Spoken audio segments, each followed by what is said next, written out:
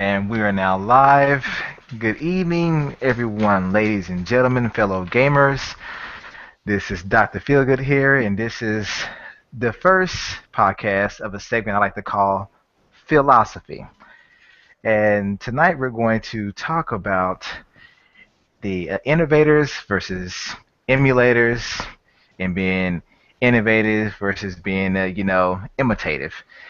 And primarily, we're going to be discussing how Nintendo has been the innovator across basically every generation it's been in, while the rest have just did their best to either imitate, emulate it, or even just stay caught up, although they may give credit at times. And here with me tonight, I have a few gents I'm well familiar with, and going from left to right, Games, go ahead and give your introduction.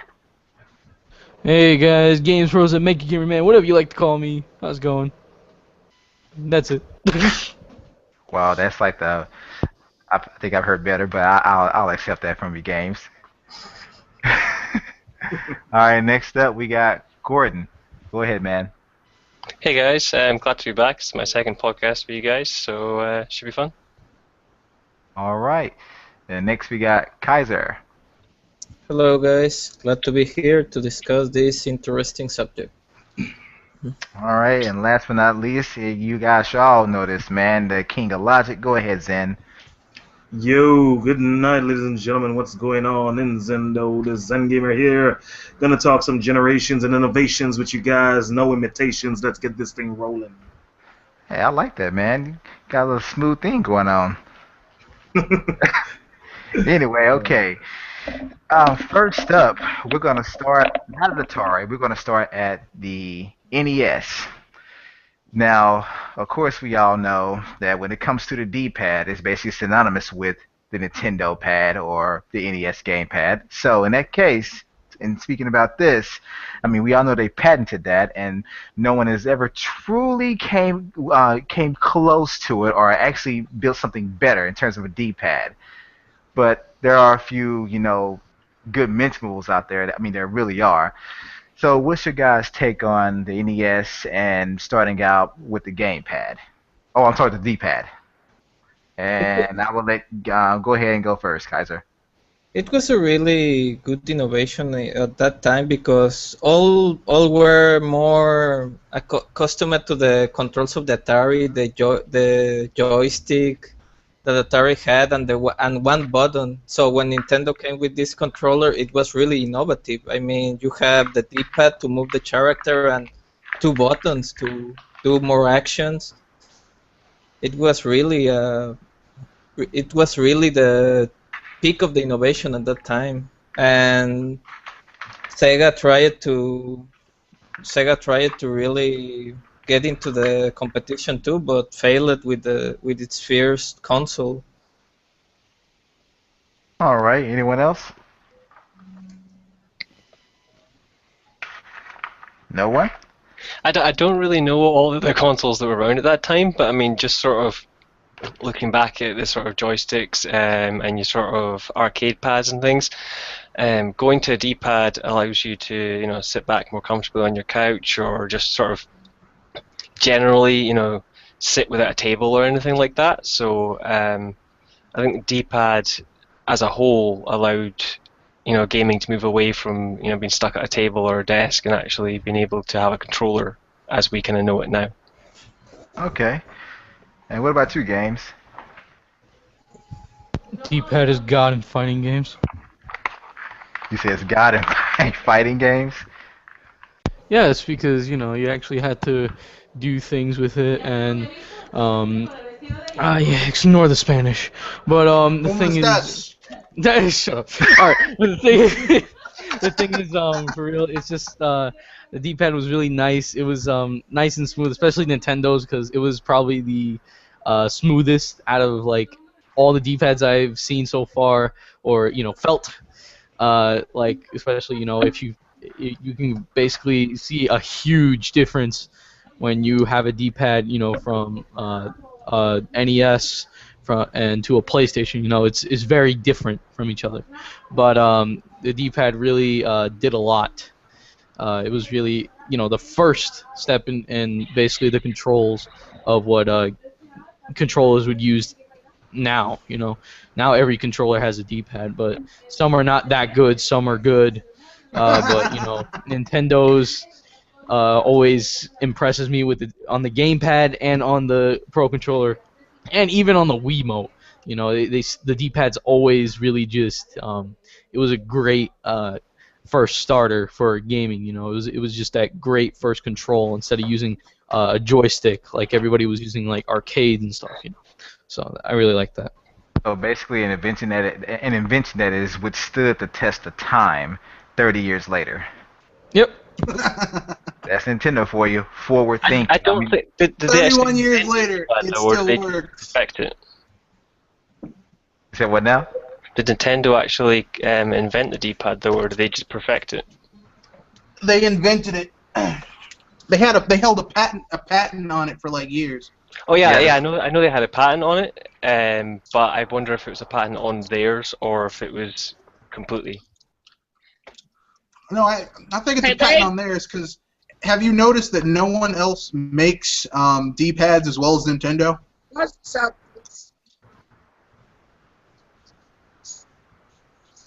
Yeah, no, but I get that. I'm just saying, maybe it's they made one that's that's better or that's significantly different rather than being. No, it's the just, absolute I mean, first. I'm not sure. no. I'm simply asking the question. but I mean, that's Nintendo's fate. They come out with something that's really hot, and then later someone steals it. Then later generations think it's standard, and they trash the people who made it first.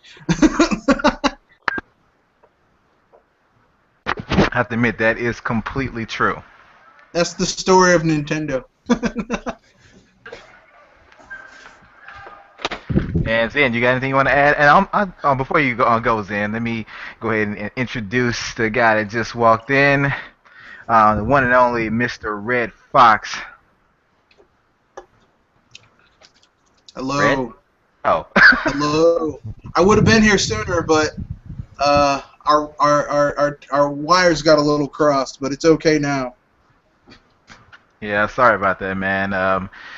Some things came up. Had to run and get a couple of things, but I'm glad you're here. Life happens, man. Life happens. Yeah, but this kind of life was kind of like optional. But anyway. Okay, going on. Go ahead, Zen. Alright, what can I say about the D-pad, crosspad, whatever name you decide to call it? It started gaming, at least the modern era of it. It was an advanced method of control because if you guys have been around for the Atari days and before the D-pad came into its own, so to speak, you will know that we had myriads and myriads and myriads and oodles of control methods that weren't exactly very practical. So I was looking for the word there. That is the key word. Yeah, we're very practical. So the D-pad really opened up a layer of, for lack of a better term, innovation. It made things from the player side a lot easier than what we had to deal with prior to that. And I'm just gonna leave it with this. I think Pong might have been a little bit easier with the D-pad. Just saying. Well, so Now, look. from what I can get with you guys, and this is probably a horrible, metaphor, but basically, the D-pad is like the condom of gaming. Well, yes. Before it was all. It's a wonderful invention. It's withstood the test of time, and it's still the most reliable, technology for a controller today. Well, my understanding of your analogy is a bit different. I was about to say before it was all rough and dangerous, and now it's all safe and smooth. Oh. that was very good. That was very well played, sir. Very well played. I give you credit for that one, man. You get credit for that one. Yeah, that was very well played. But what I was about to say was, look, in order to have the Pong experience, you have to have the paddles, the rotating thing, but the rotating controller, the knob controller. But the thing is that with the knobs, is that they would break like insane, like because Atari even back then was like, oh, quality control. We don't need any quality control. So it was kind of like one of those things. Like, I mean, people don't seem to realize that before the cross pad, the D-pad came about, like literally, like you had like a game. You could have like 5 games come out on an Atari or ColecoVision or a television console, and you would have like 5 different control options like that you'd need for each one of those, depending on what type of game it was. I mean, it was ridiculous. There was no standardization. Nothing that could kind of work for everything. Mm-hmm. Right. All right, all right. Well, we're going to move on to the next generation, which was the SNES versus the Sega Genesis.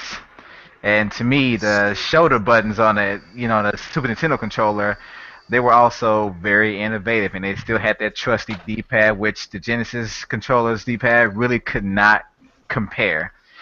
So go ahead, you guys go on this, and this time we'll start out with Red.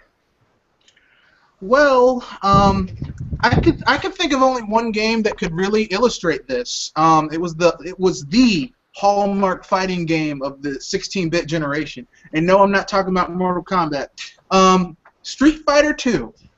And let me tell you something. Trying to play that thing on the original Sega Genesis controller with 3 buttons, you'd have to hit the start button and hold down the start button and hit one of the ABC buttons in order to kick or do a hard punch or a hard kick. It was one of the most convoluted control schemes ever. So much so that Sega had to come out with a new controller just for playing fighting games, the 6-button layout. But Nintendo didn't have to do that. I actually bought it too. They already had it. Yeah, they already had it. They already had that situation licked. They had my personal, one of my top favorite controllers of all time, the Super Nintendo controller with the D-pad, start, select, the L and R shoulder buttons, and B and A, Y and X. All you needed. All you needed. And it worked really well. And that's all still there today as well. I mean, I like that controller so much. I have a USB SNES controller. You can really say, Red Fox, that became the standard of future controllers. Oh yeah, that's true, because now every game console today, their controllers feature primarily 4 face buttons and at least 2 shoulder buttons. And it's the granddaddy of them all. That was probably one of the best controllers ever invented, man, and it changed a lot of things. I have to admit that. And I had one of those, like I think it was like a Interact like turbo controller with little switches on them. So for certain games it did work out. So, but yeah, I had 3 of those and I broke all of them. How the hell? I'm not even gonna ask. How did I break them? Well, I played some games that were rather difficult, and as we all know, when you're playing a difficult game that's hard, what do? You throw your controller.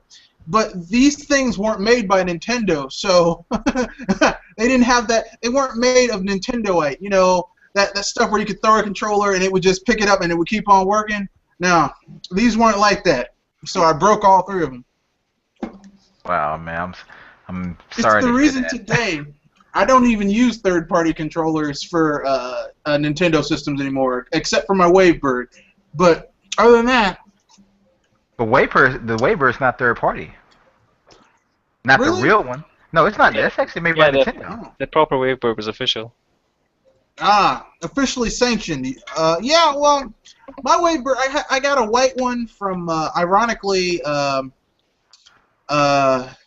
EB Games, when it was still EB Games and not GameStop, and that one's been working pretty well for me. But I did not know Wavebird was officially sanctioned by Nintendo. But I mean, considering the quality of this thing, I can understand why it would be officially sanctioned. Yeah, because apparently Nintendo was saying that the new adapter for the Wii U will support the Wavebird as well. Good, excellent. That means I got like 5 controllers, and one that I'm gonna have to relegate to the secondary controller graveyard. You see, and looking at, back then, the Sega Genesis controller, like you said, originally, the original controller that it only had 3 buttons and a start, and depending on what game you played, I mean, if it was Street Fighter, man, you were just shit out of luck. I'm SOL. sorry. Like You were SOL. you really, really were. I mean, it. I love the Genesis. I was actually a bigger fan of the Genesis than I was Super Nintendo. For the right reasons, of course. I had both, but I can honestly admit that when it came to Street Fighter, like man, if I played on the Genesis, I have to have that 6-button controller, and I bought it the day it was released. Yep. Cause that was torture. It was really torture. You couldn't even play the game. I mean, like unless you. I mean, I had never seen anyone competitively play Street Fighter 2 with the original Genesis controller because it was so awkward and hard to control. It was like, I don't know how you can do it. I think, although now in this generation, to me there were two innovations. One is more for comical purposes. Super Nintendo controller did innovate with the shoulder buttons. It really did, and still having and having the 4 face buttons. But I think the Genesis controller started the whole boomerang design. If you get what I'm saying. If you look at the Xbox and you look at the original PS3 controller and things like that, it's like every controller since then has been boomerang, and a Super Nintendo controller was not boomerang shaped. There was a lot of PC controllers like that as well, though. The Sidewinder range that Microsoft made was very boomerang shaped. I think it was their first attempt at sort of ergonomics, so I guess you kind of have to give Sega that they were attempting to make things more comfortable if, the button placement wasn't the best in the world. Yeah, but I think that's just kind of funny. It's like, wow, Sega, they can at least say somewhat. They can say to themselves, like, yeah, that controller design you got, you got that from us. A You cool stole it curve. from us. But yeah, Sorry, one of the things that Gordon mentioned is the button placement. That was the genius of Nintendo there, because the 4 buttons you could really reach them really well with your thumb. And they were properly spaced out to where you didn't smash them if you had big thumbs. You didn't smash those with buttons, but they weren't too far away where you could connect pressing 2 buttons at the same time. So to me, it was pretty much flawless. Yeah, so sorry, I was going to say that it kind of seems like they've got two different sort of philosophies. It's like Nintendo thought of, okay, we've got these buttons and they've got to be sort of, reachable, and then they built the controller casing around that, whereas it looks like Sega tried to build a casing that would be comfortable to hold and then tried to fit in the buttons. So, you can have a small controller that maybe isn't, the most sort of comfortable in your hands, but you still have access to everything. But that's always going to work out better than having a chunky controller that you can't kind of bend your hand around or whatever. I think Sega also had the biggest start button of any controller on the market. Yeah. The original controller had that long, rectangular, like thin-shaped start button. It was like the same width as like a main button. It's like this thing, you cannot miss it. Like you almost all the time hit pause by accident. Does Sony not win that now? Their start button, is it really that big? Their touchpad is their start button. Oh, then Well, actually, it's more like their select button, because the start button that is actually the options button, and the touchpad is their select. Is it not the same as pressing the PlayStation button before, though? Yeah. No. So if you're in a game and you press the touchpad, where does it take you? It takes you nowhere. It really, when you press the touchpad, because I have it. So when you press the touchpad. Wow, wait till we get to this generation. No, wait. Sorry, I'm just wondering. Just the touchpad. The touchpad is just where you just press it unless it does something in the game. Unless the game says press the touchpad to see the map. Like then you press it and then you see the map. I mean, the options button is the start, and the touchpad is more of a select. All right. Okay. So, fair enough. Yeah. Okay.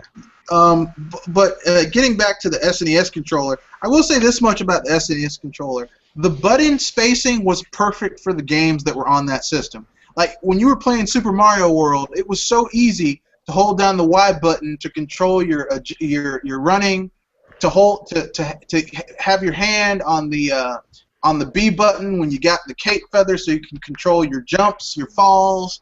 I mean, it was like the game. The controller was perfectly designed for the games that were on the system, and it was just very well designed. I would also say that like when I'm playing like sort of arcade fighting games, I don't hold my right hand on the controller using my thumb. I hold it sort of sideways with my sort of middle two fingers, pressing down on two buttons, like one on each button. I know what you Yeah. mean. I can Um, envision it. Yeah, so when I'm doing that, I can then sort of hit two buttons at any one time. And if I've got sort of the now sort of arms on controllers, like on a PlayStation controller, that kind of gets in the way. Whereas not having that on the SNES controller meant I could get right in there and access everything really quickly. Hmm. Yeah, and I'm not gonna lie. There were a few games I actually played like that because when it came to button combinations, that was just so convenient to be able to press either all four at the same time or immediately go between the top and bottom buttons like without any hardship. Basically, it was just Yeah, too easy. takes away all the Yep. strain. Yeah. It It was made a, inputting. it was the sorry, you can continue. No, go ahead. It was strange that you see all the on that generation that many people like Atari with the Jaguar tried to imitate Sega instead of Nintendo when it comes to controllers. It was really strange because when you see Nintendo, it was the really innovator on the controller on that time, and it was really strange since it was the Jaguar and other consoles that came on that generation followed with Sega three-button placement instead of what Nintendo was trying to do. Maybe Nintendo had better patents.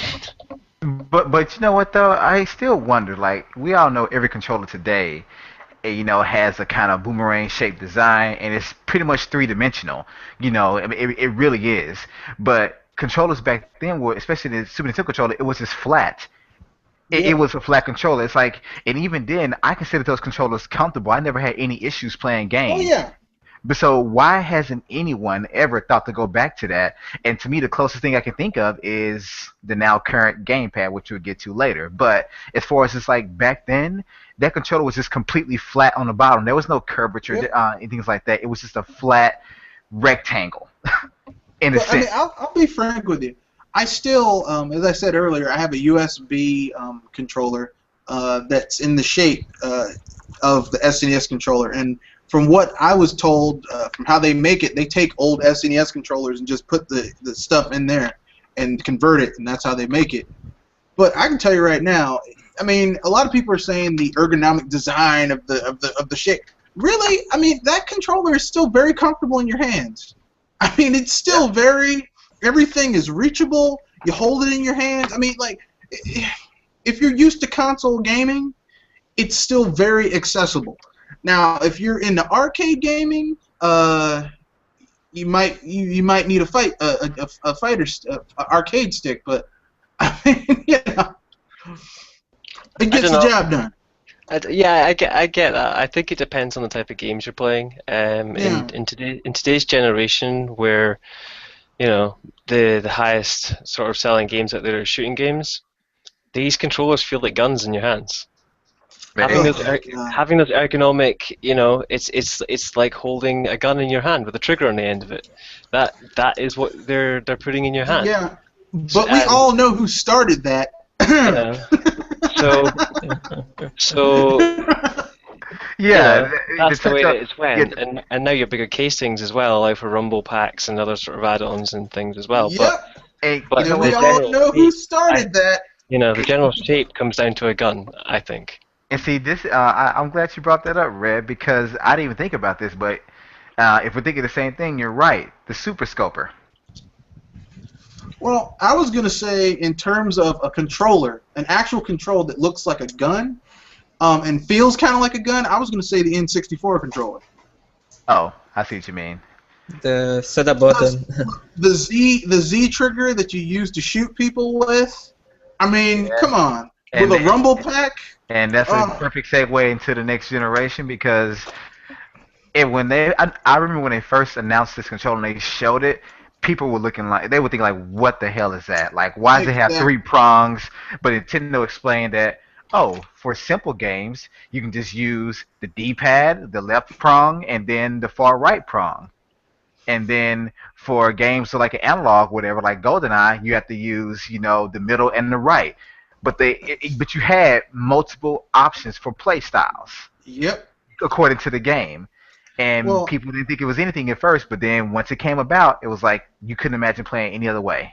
Well, it yeah. got Once rid of that again, problem that you guys were talking about before, where it was like, you bought a game and it came with a controller, and each game had a different controller. If you've got one controller that can play 3 or 4 styles, then you don't need to have, all these extra expenses. True. well, not just that. It's literally when Nintendo, because I mean, I doubt Nintendo. Like, I doubt when they make a console, they're going to be like, okay, these types of games are going to come to this system, so we need to make a controller that can handle these types. I just think they make a system that everything you're going to need to play the games that are going to come to that system is going to come in the box when you buy the damn system.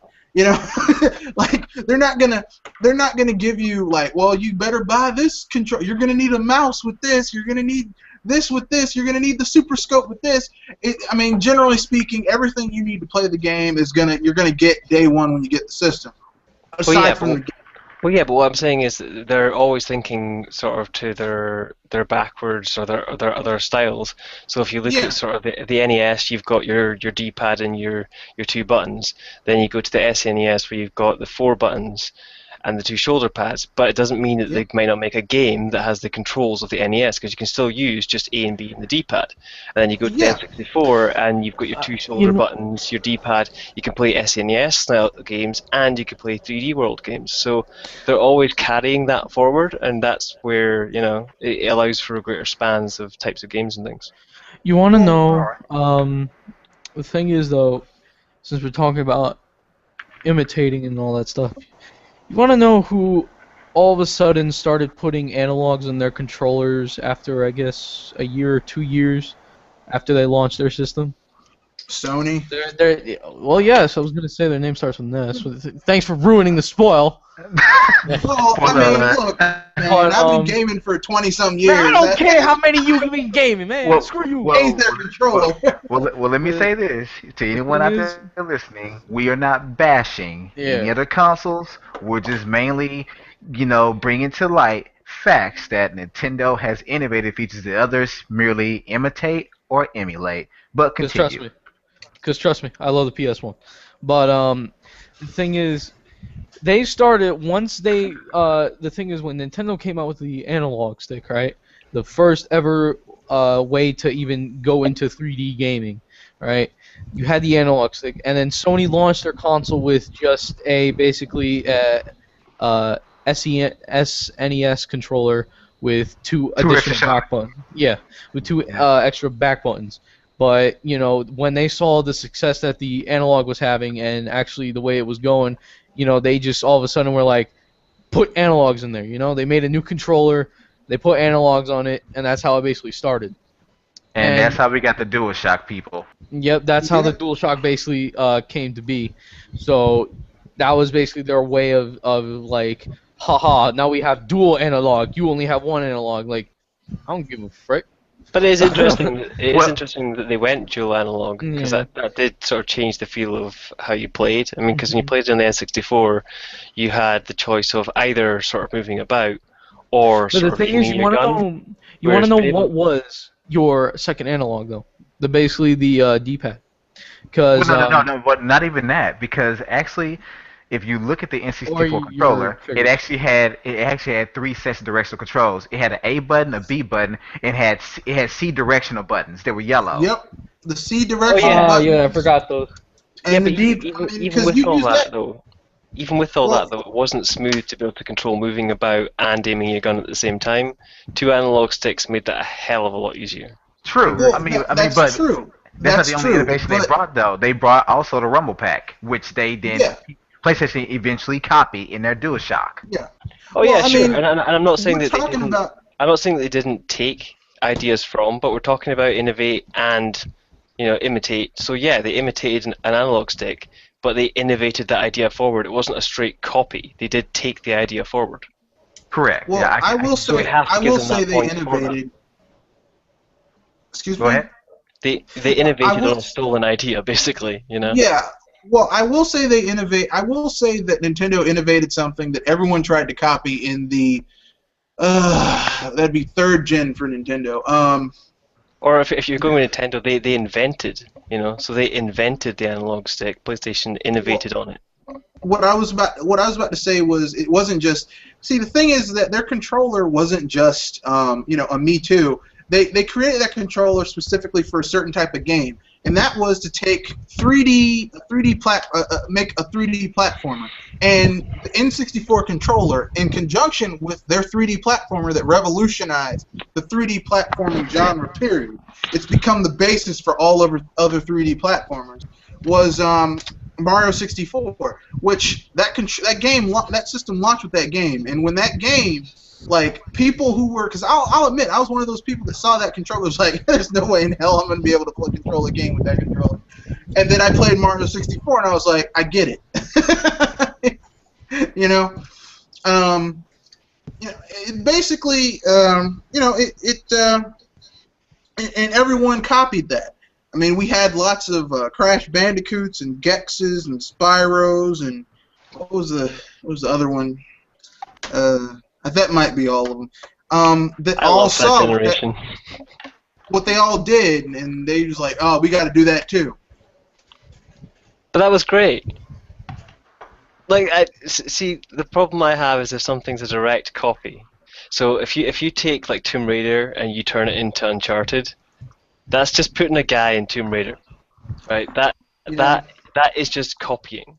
Whereas if you take Mario 64 and turn it into Crash Bandicoot, I have no issue with that whatsoever. That's just making a similar engined game with your character, your story, your world. It's still different. Now you see, I actually find that to be for me, Uncharted is kind of like its own thing because of the humor. Because the humor it's far more humorous than Tomb Raider ever could be, unless you find some lady running around shooting people funny. I get that, but games have changed over time. Even current Tomb Raider to old Tomb Raider is completely different. But for me, like, Crash Bandicoot always felt like the inferior platformer because, like, it was kind of 3D, but it still felt like you were in a 4-direction D-pad world. It didn't have that 8-directional analog movement that you would think, oh, this is a platformer. It felt like, well, this is a 2D platformer in a 3D world. You know what I mean? Yeah, I get that. Donkey Kong kind of feels like that at times as well.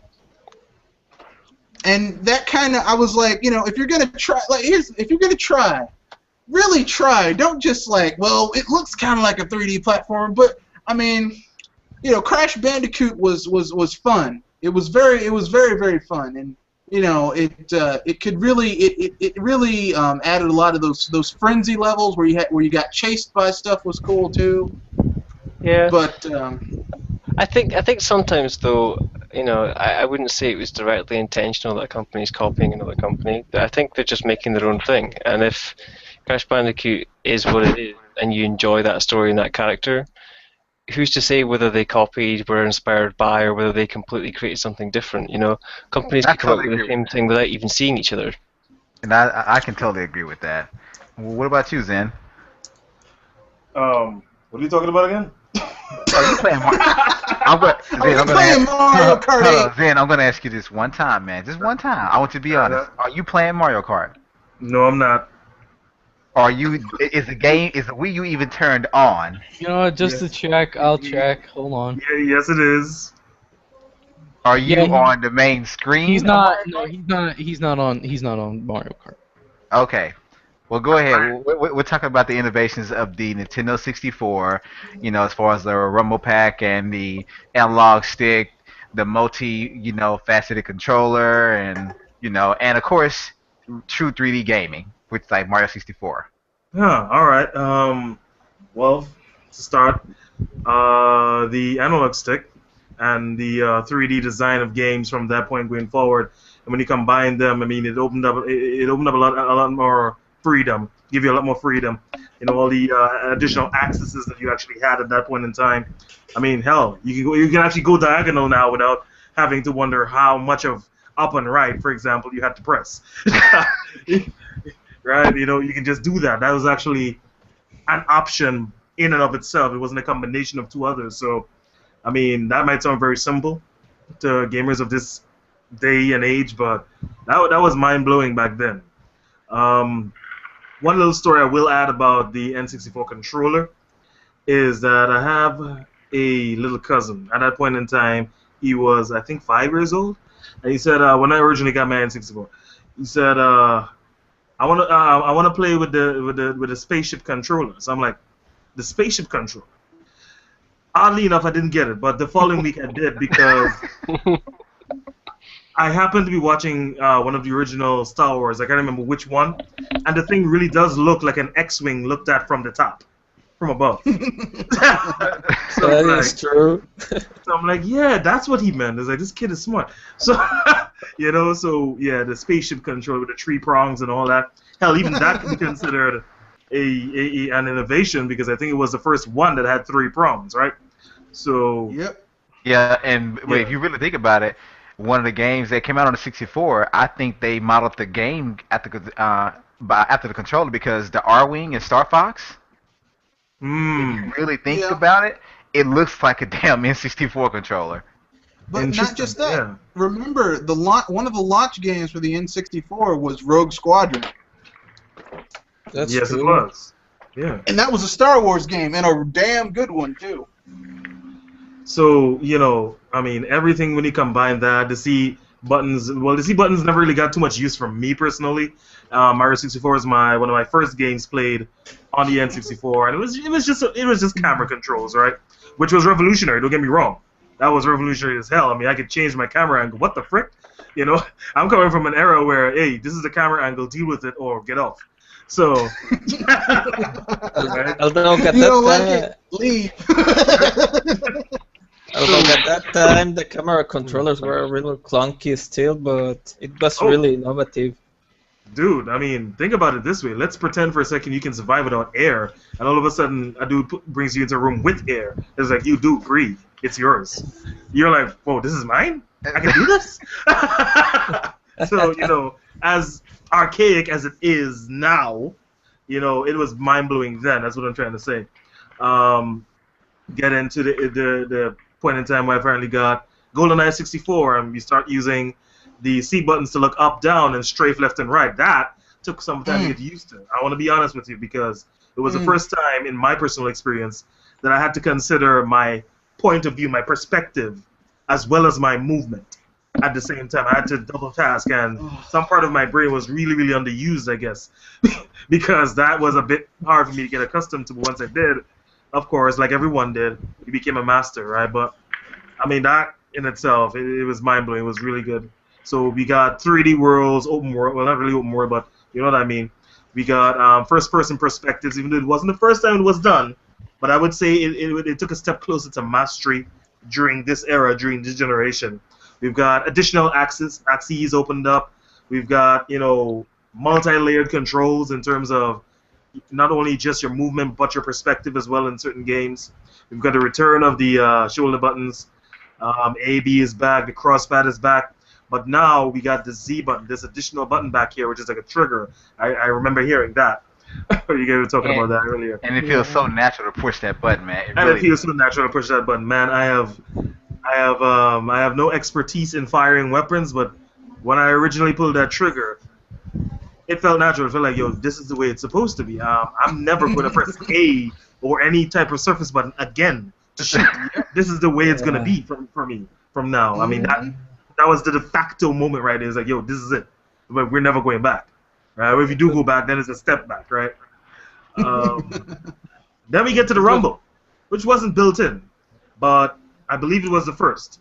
And even the Rumble Pack, and that opened up a whole new world in and of itself, because, I mean, come on, your controller's shaking. I mean, what the frick, right? Your controller is shaking. Why is your controller shaking? It actually made a lot more of the experiences that you had way deeper. I'm thinking Ocarina of Time, the ability to find secrets. You just go near a secret and it would start vibrating. I'm thinking Star Fox 64, where every bump, every shot, every taken hit, everything delivered was, it responded to that, right? So it was crazy. It was that was a crazy generation for me personally because it opened my eyes to many more things. Now, I think you guys were talking about dual stick control from Sony. Yeah, you could say they took the analog stick, created, invented, whatever, by Nintendo. Maybe they were just the first ones to jump in, who knows? And they just, added two of them, which is by and far better than the C sticks. I will give them that. But the C buttons, my bad. I will give them that. So it was good. It was really great, and I can't say that there's been another controller since then that really blew my mind in terms of what it could do compared to what I was capable of and allowed to do prior to that controller's existence. So, yeah. All right. Anyone else got anything to say about the N64 before we move on?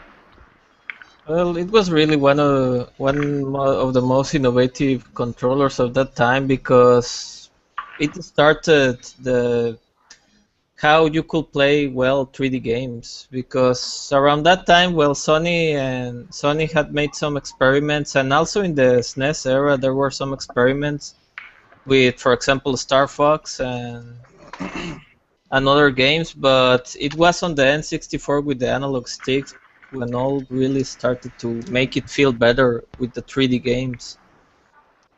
Was it with the N64 or the PlayStation that they started doing memory cards? The memory cards? I think it started with the PlayStation, I think. Yeah. No, N64 started with it. No, you're right. PlayStation, that's right. No, PlayStation started it, and N64 had some games that were just...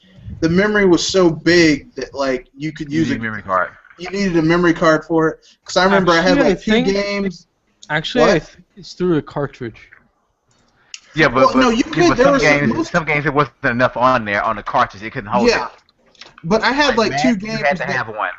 Yeah, I had like two games that you literally couldn't. Like, if you didn't have a memory card, you were just SOL. I think one was Shadowgate 64 was one of the that needed the memory card. Yeah, you needed a memory card for that. Quest 64.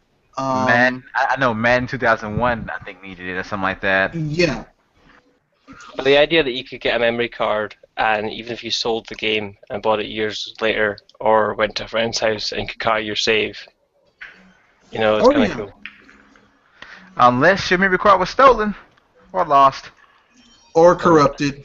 I've still got one of my PS2 memory cards. I sold all my games off a while ago when I bought another console, and I've done that a few generations, so I'm kind of buying it back now. But I've got like I don't know, Tony Hawk's and Dead or Alive saves and stuff from years ago that I'm gonna play again when I get the games. And see, I had the N64 memory card that had like the 4 switches on it.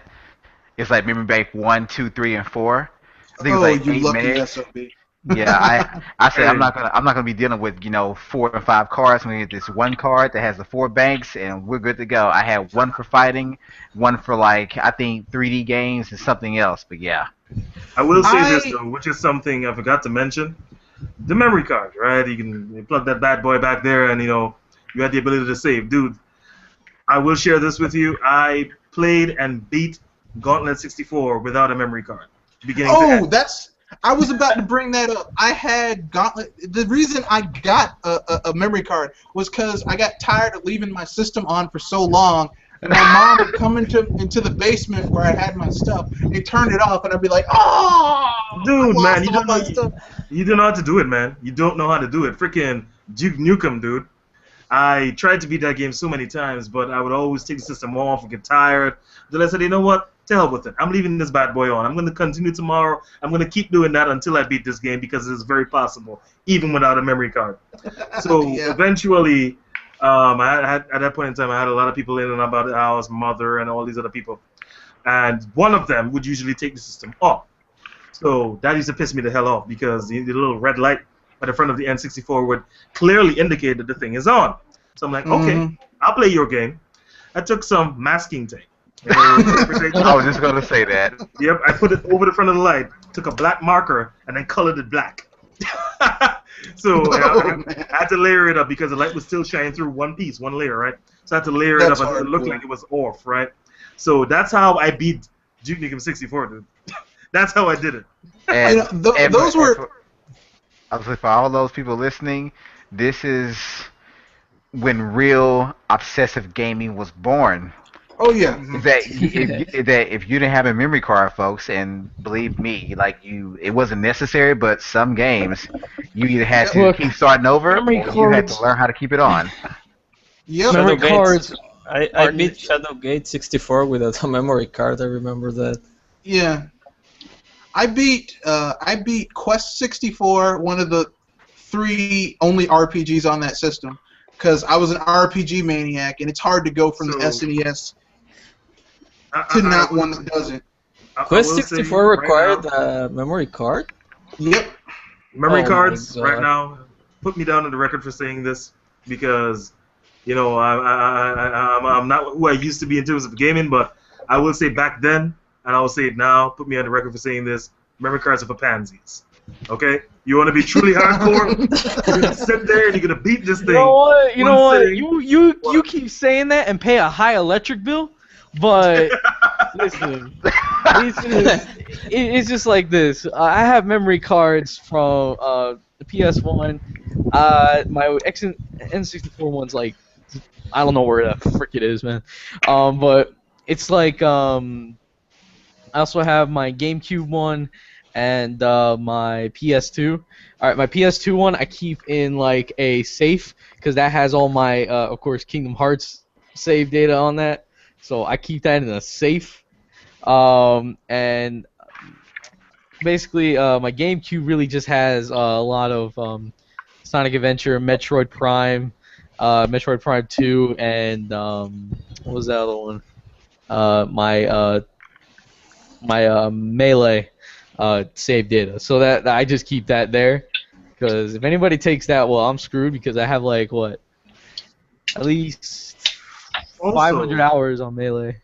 Well, that is a perfect segue into the next generation. Hang on. Before we get there, I have one more thing to share. I think I told Games this before, but before we move on to the next generation, N64, Ocarina of Time. I mentioned this before. I beat that game in 3 days. How did I do it? Well, first off, it was a borrowed cartridge. It was a borrowed game. A friend of mine got it. I didn't have the money at the time. So he beat it already. So I'm like, dude, I need to borrow this thing. He's like, yeah, but, I don't really like lending my games out because bad experiences, blah, blah, blah, blah. I'm like, dude, I'm going to take care of your stuff. You just need to lend it to me. He's like, okay, but I'm going on vacation with my family in like 3 or 4 days. So that's all you got. And I want it back before I leave. So I'm like, okay. I guess I can do this, right? Of course, at that point in time, I'm underestimating the length of a Zelda game. I should have known better because, well, Zelda, right? Having played, the previous generation's versions and all that. Dude, I sat there 3 days. I ate really badly during those 3 days. I'm just snacks and stuff. 3 days, no showers, didn't get up to do anything that I didn't absolutely need to get up to do. Damn. Yep. I'm telling you. You went to a gamer trance, my friend. I'm hoping that this was, summer vacation. I can't remember when it was exactly during the year, but I can't remember when it was during the year, man. So I can't say for sure. But dude, at the end of those 3 days, dude, I just beat Ganon. I didn't get everything. I didn't 100% it, of course. So you were World of Warcraft smelly before. Yo, hell yes, man. And the credits are rolling, man. Funky, dude. That final cutscene, well, the final events during the cutscene, and it finally says, the end, blah blah blah. I got up from my chair I think it was like that last bit was like 12 hours straight. So I got up from my chair and knees all creaky, elbows cracking. Got up, I'm like, dude, I did it. This is about 7 a.m. I think at that time. I remember that part was early. It was early morning. I got up, ate something proper for the first time in 72 hours, took a shower, took my N64 off with a big old smile on my face, and went into a coma and didn't wake up for the next 16 hours. God. You went into hibernation, dude. That's sad. Yeah. That's called hardcore gaming, my friends. That's what. Look, the point I'm trying to make is, regardless of whether or not, because the cartridge could have saved in its own, right? But regardless of whether or not it had that feature, I would have done it. I would have done it. So, Oh, With that time limit, I think anyone will have wanted to complete the game. oh man, yeah, but you see, yeah, I'm much older, much wiser now, so I won't be doing that again anymore. Well, yeah, We know what the speak for I still yourself. have to Just say wait it, till though. Smash Bros comes out. Weak. You're We weak. know, I have to say this though. Within that generation, before we move on to the next one, the N64 cartridges, just like the Super NES cartridges, or at least most of them, they had their own built-in memory, so you could save your progress automatically. But Some of yet, them. yes, and NES had, I mean, SNES had this, and N64 had it. Some of them. But tell me why that the PlayStation did not have any built-in memory for saving games. Because it was on Well, disc. it's very It was on simple. It's this. on a disc. No, no, but see, no, no, no. I know it's a disc. But I mean, think about the Sega Saturn. The Sega Saturn actually had built-in memory. Yeah, It was a very small amount, but it had built-in memory to save some of your games on it. The but you have to PlayStation remember. had none. Yeah, but you have to remember something, okay? Sony, despite what all the people may say, Sony, I like Sony consoles, all that stuff. Sony is not a gaming company. They are an electronics company. They push formats. Okay, that's their thing. Sega was an arcade company. They came from gaming, so they're like not gonna try and they want stuff to be convenient for you as a gamer. That's just the way it is. That's just, I mean, it's sad, but And another random thought is, to me, the PlayStation memory cards and the N64 memory cards, it's almost, you can almost say those are that was the world's first consumer available SD cards. yep. If you really think about it, because we didn't have like memory you could just buy before then. Nope. You couldn't go in the store and say I want a memory card to save my songs or to save anything. Nope. So as far as like buying something that's strictly for holding information, they were the world's first memory cards, at least to us, to consumers, the way I look at it. Actually, before we move on, I just have one more thing to say about memory cards. It's going to be very. The reason I got a memory card was I got a gold one because I had a gold controller that I got with Ocarina of Time because I had the gold cart and the gold controller. And Lucky son of a bitch. yeah, I was like, man, I need to get a gold memory card to go with this because I had like a little shitty like gray one, and I was like, I need to get gold because it needs to all be gold because I didn't have a gold console because I wasn't that lucky, and I finally found a place that sold a 64 gig or not 64, a 64 meg. Why did I say gig? 64 meg memory card, gold memory card. I was like, oh, I'm set now. And I still haven't filled that SOB up. I was about to say 64 gigs back then. You were God. No, it was 64 meg. Because the memory cards for Cost more than the console. Well, the memory cards that came that were back then, you could get 8, 16, 20, like 32, and then 64. But 64 was so big that some games wouldn't even recognize it. So. Yeah, I know all about that, and that's gonna push us into the next generation. Which, if you got, maybe some of you guys didn't even notice, but this was the only generation that had not one, not two, not three, but 4 competing console manufacturers. And for Nintendo, that was a GameCube, which, in my opinion, even stands today as the one of the weirdest, but still most innovative and comfortable advanced controllers on the market. Yep. Yo, I'll tell you what, man. If the N64 generation was my wow, I could actually do that. This is mind blowing, and that was the key word or the key phrase for that generation. Then the GameCube generation was my WTF generation. Like, what is this? When I first saw the GameCube controller, I couldn't believe what I was seeing.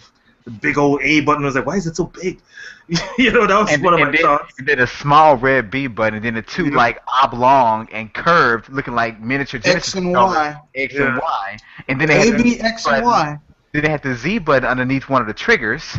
Yep. Then, the triggers actually clicked, which was a first. Yes, sir. Wait. It was analog. It was on top of the trigger. The Z button? I thought it was. The Z button was right. on top of the trigger. On top, yeah. The Z button was right. yeah, well, that's actually the first 3-trigger controller. First and only 3-trigger controller. But you know what? Yeah. The GameCube controller has stand the test of time. You don't believe me? Look, Nintendo made a peripheral so you could use that thing with your Wii U, and they carried it over to the Wii. So it's obviously the GameCube controller is a beast. That's right, man. And like I said, it was my WTF generation. Everything just didn't make sense for me in that gen. While the N64 stuff, I was open and willing to accept it. The GameCube gen met me with, I met it with a lot more resistance because I just couldn't believe what I was seeing. I mean, the console itself, man. This little purple lunchbox with a handle. I'm like, what the hell is this? That was it was like, why, Nintendo, why? I mean, for me, I was totally thrown off with that. I mean, I saw the concepts going in of the whole sort of Project Dolphin, all these sort of marbleized, blue things and stuff, and I thought, oh, this is going to be cool. And then overnight sort of heard, oh, it's modeled on some sort of Japanese handbag, and I was like, what the hell? And then saw the controller, and without even touching it, it looked to me personally like they tried to cram every N64 button onto a PlayStation sort of form factor, and I just never got to grips with that. I actually went PlayStation 2 that generation and only off and on played GameCube because the whole thing just was like, what the hell? I mean, it might have been really good, and I feel like I missed out, but I don't know. I was thrown. Yeah, you definitely, man. Believe it or not, I actually bought the Saturn first, and the same week it came out. That was the only time I think I paid, $450 for a console, basically. But bought the Saturn first. Then I got no, sorry, no, I took it back. I got the GameCube first. Sorry about that, wrong generation. GameCube first. Then I picked up the others. But you're right. I think it was perfect. Like that controller. I'm sorry. Like even today, I would use it. Yep. Here's the thing, though.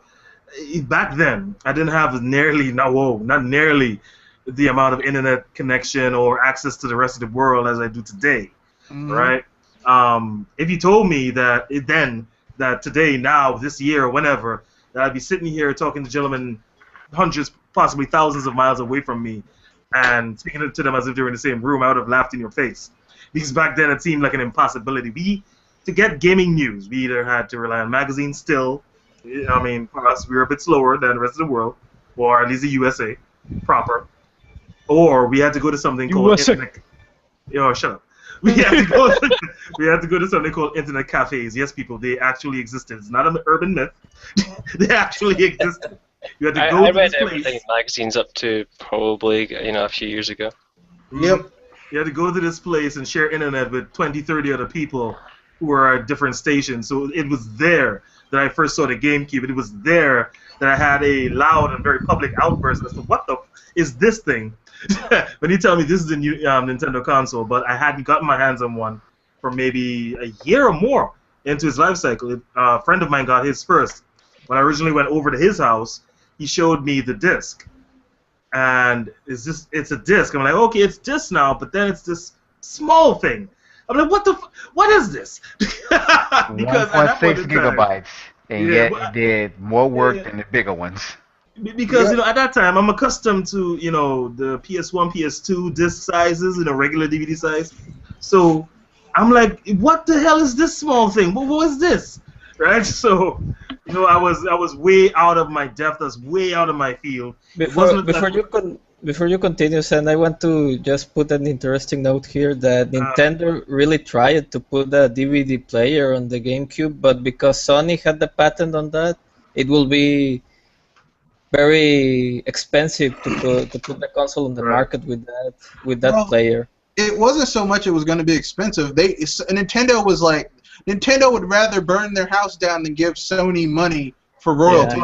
So they went with Panasonic instead. What I heard is one of the major factors for them deciding to go with the mini disc. Wasn't it an anti-piracy measure? Yeah, because that's true. Because and not many people know this, but GameCube games, when Nintendo made those games, they were burned from the inside out, not the outside in. Most discs today, they record information on the outside layer of the disc, basically to the inside. Nintendo games were made; those discs were made, and the games were created from the inside out of the disc. So that's why it Normally, made piracy really hard. normally I would agree with you on that, except for one small thing. I have a friend who has like a really powerful computer. I mean, like it's almost like to the level of a developer computer. And this dude tried to emulate a GameCube game on like the lowest settings using a Dolphin emulator. Can't do it. Can't. I mean, I don't know what Nintendo made with that system. I don't know how they got those parts to work together. But let me tell you something. That GameCube, it may have looked like a little purple lunchbox. That thing was a beast. That's what I'm saying. It was a beast. The way they made it, like it made piracy virtually impossible Yeah. because no one did it the way they did it. Like everybody else takes a laser and burns information on the disc. Nintendo was actually burning it from the inside out. So But it's like in reverse. I'm not talking about beyond just the software. The actual hardware of that system, the way they have that system together, the way the different components work together, it is downright almost impossible for someone with a PC to just do that, to emulate it. And I mean, I give my hats off to those people because, you know, like I've seen people emulate PS1, PS2, Dreamcast, the original Xbox. but go and try and emulate a GameCube game. Emulation depends on the hardware you're trying to emulate, though. I mean, however close the two pieces of hardware are makes it easier or harder to emulate. So Nintendo's always been using sort of very specific types of hardware. Proprietary. That means when you're trying to emulate it, the engines and things you're having to run to convert that data can use 4 or 5 times the processing power than they would on the native system. Oh yeah. But not only that, when you're trying to emulate something that has not been used basically outside of what you're trying to emulate, for example, like the chipset they use for the Wii U, whatever, that hasn't really been done before, like in anything. So people are trying to hack the system, but they don't know how because Nintendo had this thing made from scratch and it's completely different. And the GameCube was the same thing. They did something, and they created hardware where it's like you did not see this type of hardware really outside that console. So you're trying to emulate something that basically there's no instruction manual because guess who's holding the manual? The console creator, and they got that thing on lock and key. No, They got it locked down. The thing, what I was saying before we got into this whole thing is, when I finally got my system, I got it with 3 games. That was Defender, Metroid Prime, and Godzilla Destroy All Monsters. Oh, that's a fun game. Oh yeah, it is. I doubted it at first. It was the last game I opened and tried, but I have a soft spot in my heart for it. But each of these games have one thing in common, and that's they each, in their own way, made use of the analog triggers, right? Where you literally had 2 buttons in one, where just before the click was one action, one command, and then the click itself would be something entirely different.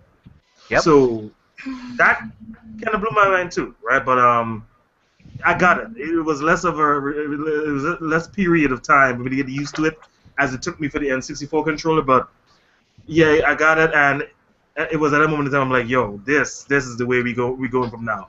Every new generation is like, yo, I can't go back. I can't go back. The C stick was a major improvement over the C buttons. The analog stick was pretty much the same. It was a little bit better.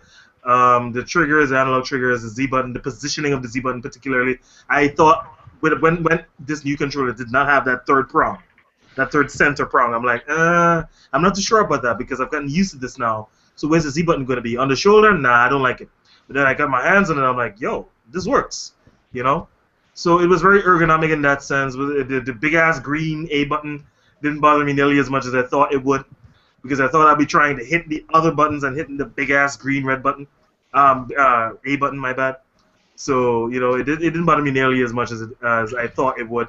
Built-in rumble, which, you know, I'm not going to say they should have done in the N64 era, but had they done it, that control would be more mind-blowing. But, yeah, that generation was great for me. It was absolutely great for me. It opened up more gates, more vistas, so to speak, in my mind as a gamer. More possibilities, and it was a new step forward. And anything that didn't at least match that standard of controller was a step back for me at that point. But yeah. All right. Anyone else? It was really interesting Wait, to see the. Oh yes, games. Go ahead. oh, we were talking about the GameCube, right? Yep. I just love it because I just love it. Because whenever I touch that controller, it's so comfortable in my hand. Like it just fits. It's like it's meant for your hands to like. It's like it's always meant to be there. You know, the controller just feels amazingly like comfortable. You just get that grip. When you play, you really just can't mess up. It's your fault if you mess up. So it's really just Games. Just a small interjection here. Are we still talking about a controller, or are we talking about something else? I'm talking about the controller. I'm just making sure because you sound so passionate. You say it's just made like it just be there. Yeah. I know, I'm like, but I know you it were talking really- about your girlfriend. I'm just making. But it was really like the GameCube controller is really the best controller Nintendo's ever put out. You know, it's really comfortable. It's just I feel it to be more comfortable than any controller till this day. Like the PS4 controller, yeah, it's kind of comfortable, but if you're playing a fighting game with that, I'm sorry, no. Uh, it's it's just that controller should. I'm glad they're bringing it back, especially for Smash, and you know, I'm really glad they really kept going on with that controller with the Wii, and I really cannot wait to use it again, especially for Smash. So it's like that clearly is one of the best controllers Nintendo has ever made, and I'm not putting it as my opinion. I'm putting this as like pure on fact, man. I'm sorry, but it just is, man. It really just is. Like the N64 one, it was great. You had options, but you know, not really as comfortable. SNES was comfortable, but eh. I mean, you got this controller which has more options to it, you know, and I know more now. Now we got more Nintendo controllers, like of course now the gamepad we'll get into later, but that clear was just like the best controller for any type of game you can play. So yeah. I would agree with you except for one thing, and we're about to get to one of what I think could be possibly one of Nintendo's greatest controllers ever created. Don't. Oh, come on, man. We're gonna segue. We're gonna segue. I'll explain Alright, why. when we get there, I'll once we explain segue why. into the next I'll segment. explain why. I'll explain why it's not. Wait. You just go. Well, we'll go ahead and segue into it. All right. And now, Zen mentioned earlier that the N64 era and their innovations is like, wow, like I can do this.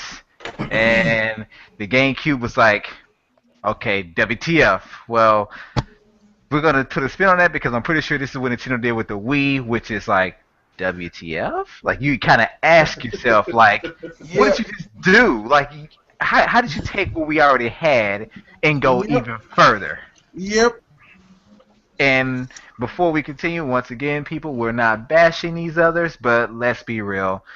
When it comes to the Wii, they got motion control right, and it has been innovated now. It started out as a gimmick, like the others want to say, but these same people that call it a gimmick are doing their best to emulate it and to no success.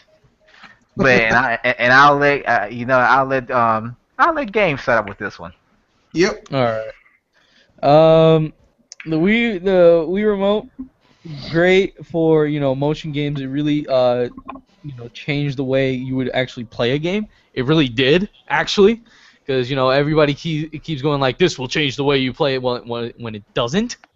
But this actually really did change the way because you had motion controls. Like playing like Wii Sports was a perfect demonstration of what you can do with that controller because you had bowling where you actually were bowling.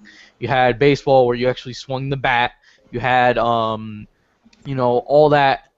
these options for motion control gaming, And then they also released it with it the nunchuck, which you can use for analog controls for, let's say, a certain game like Mario Galaxy, right? You need to control Mario, and you also use motion to like spin.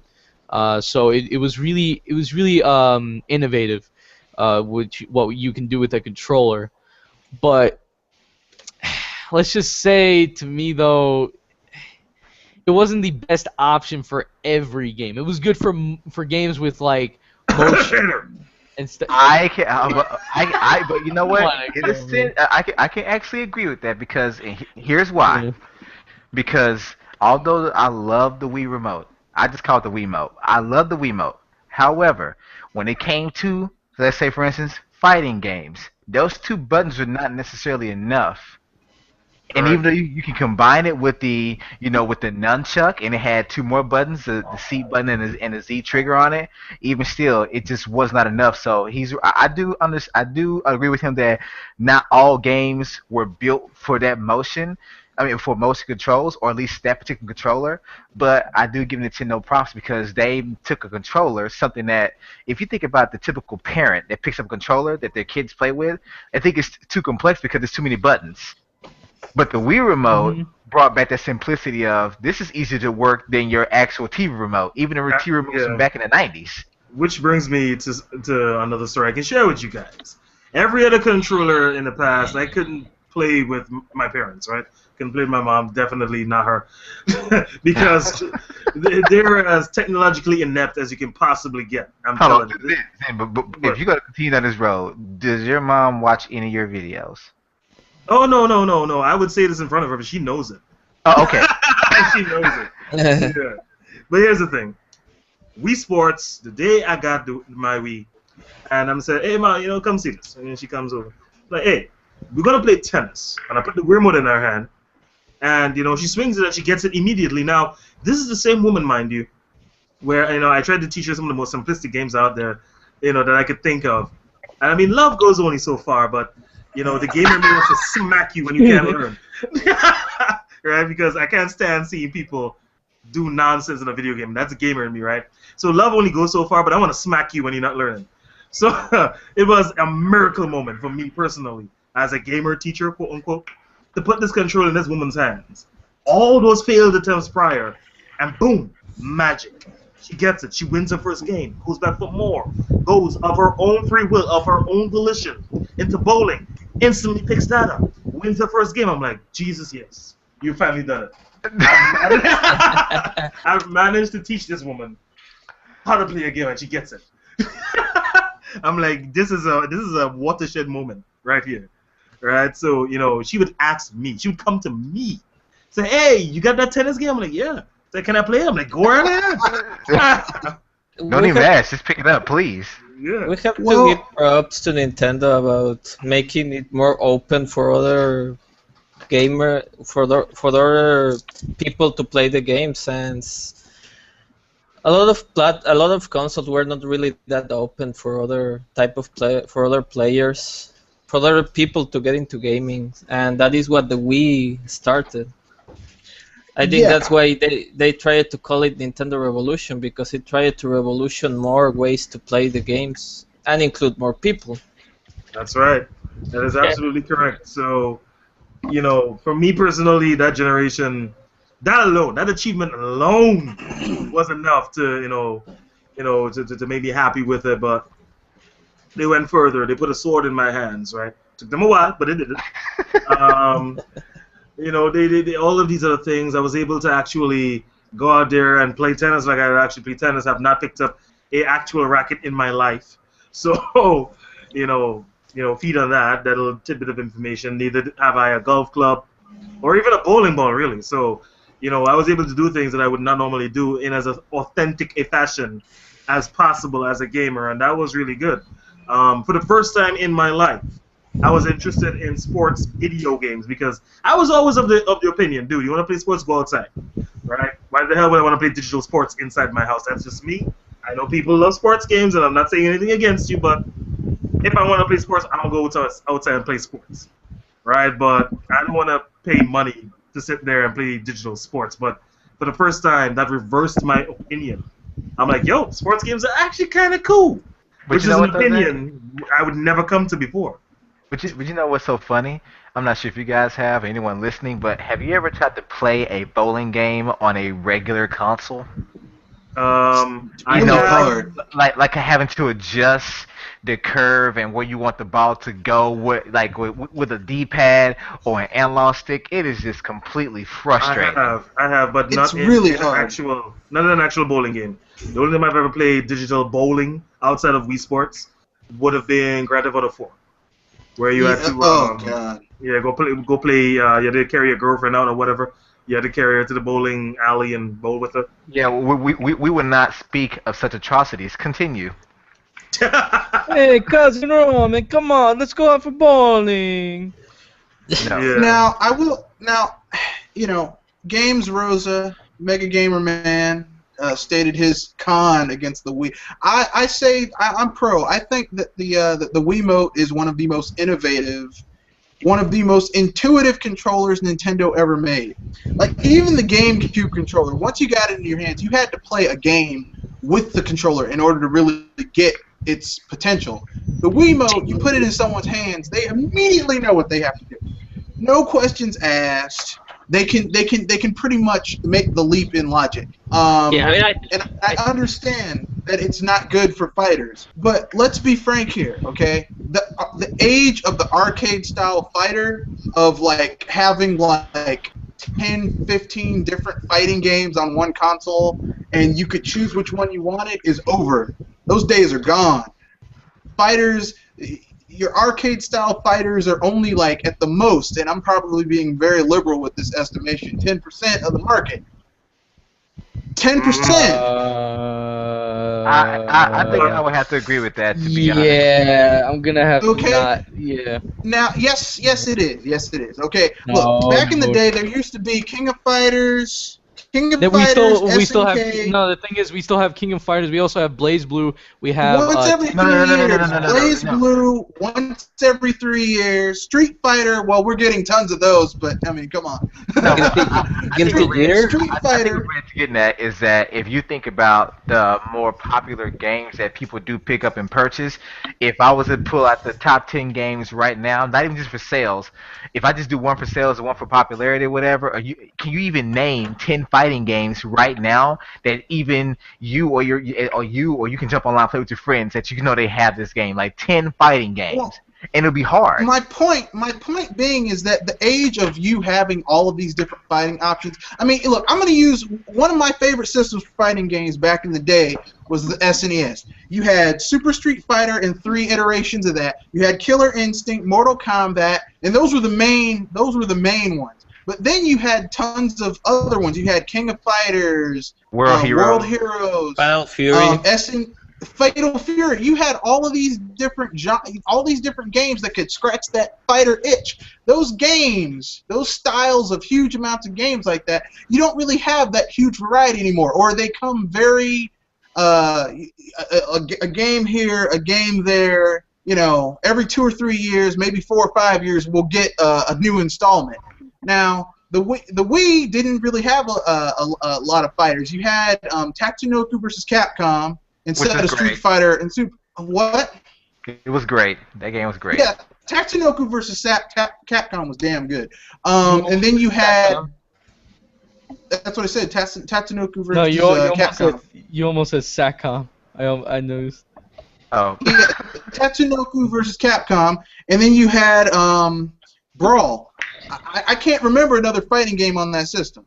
Isn't There was- the Wii had Guilty Gear, or a version at least of Guilty Gear, I think. Did they have a version of Guilty?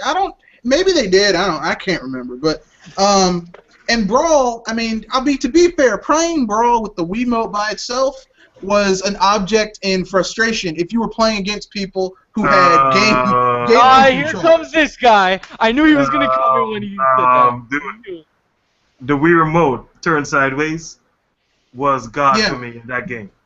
You want to know? No, Wait, maybe but for you want to know? you, You want to but, know I mean, why? For me, let me put it this way. every other control scheme in that game, like the Wii and Nunchuck, I could take on dudes with GameCubes. The Pro controller, I could take on people playing with GameCubes. But sideways, if someone was playing with a GameCube, they would totally destroy me. Controller with that, and No, I couldn't win in that way. I couldn't win that way. The way that it works, you want to know why he is so good with or he thinks he's at least good with the sideways, is that because Brawl, actually Smash in general, all it is just A and B and the sides, right? Yeah. So basically, you can just do 1, 2, and then press anything on the D-pad.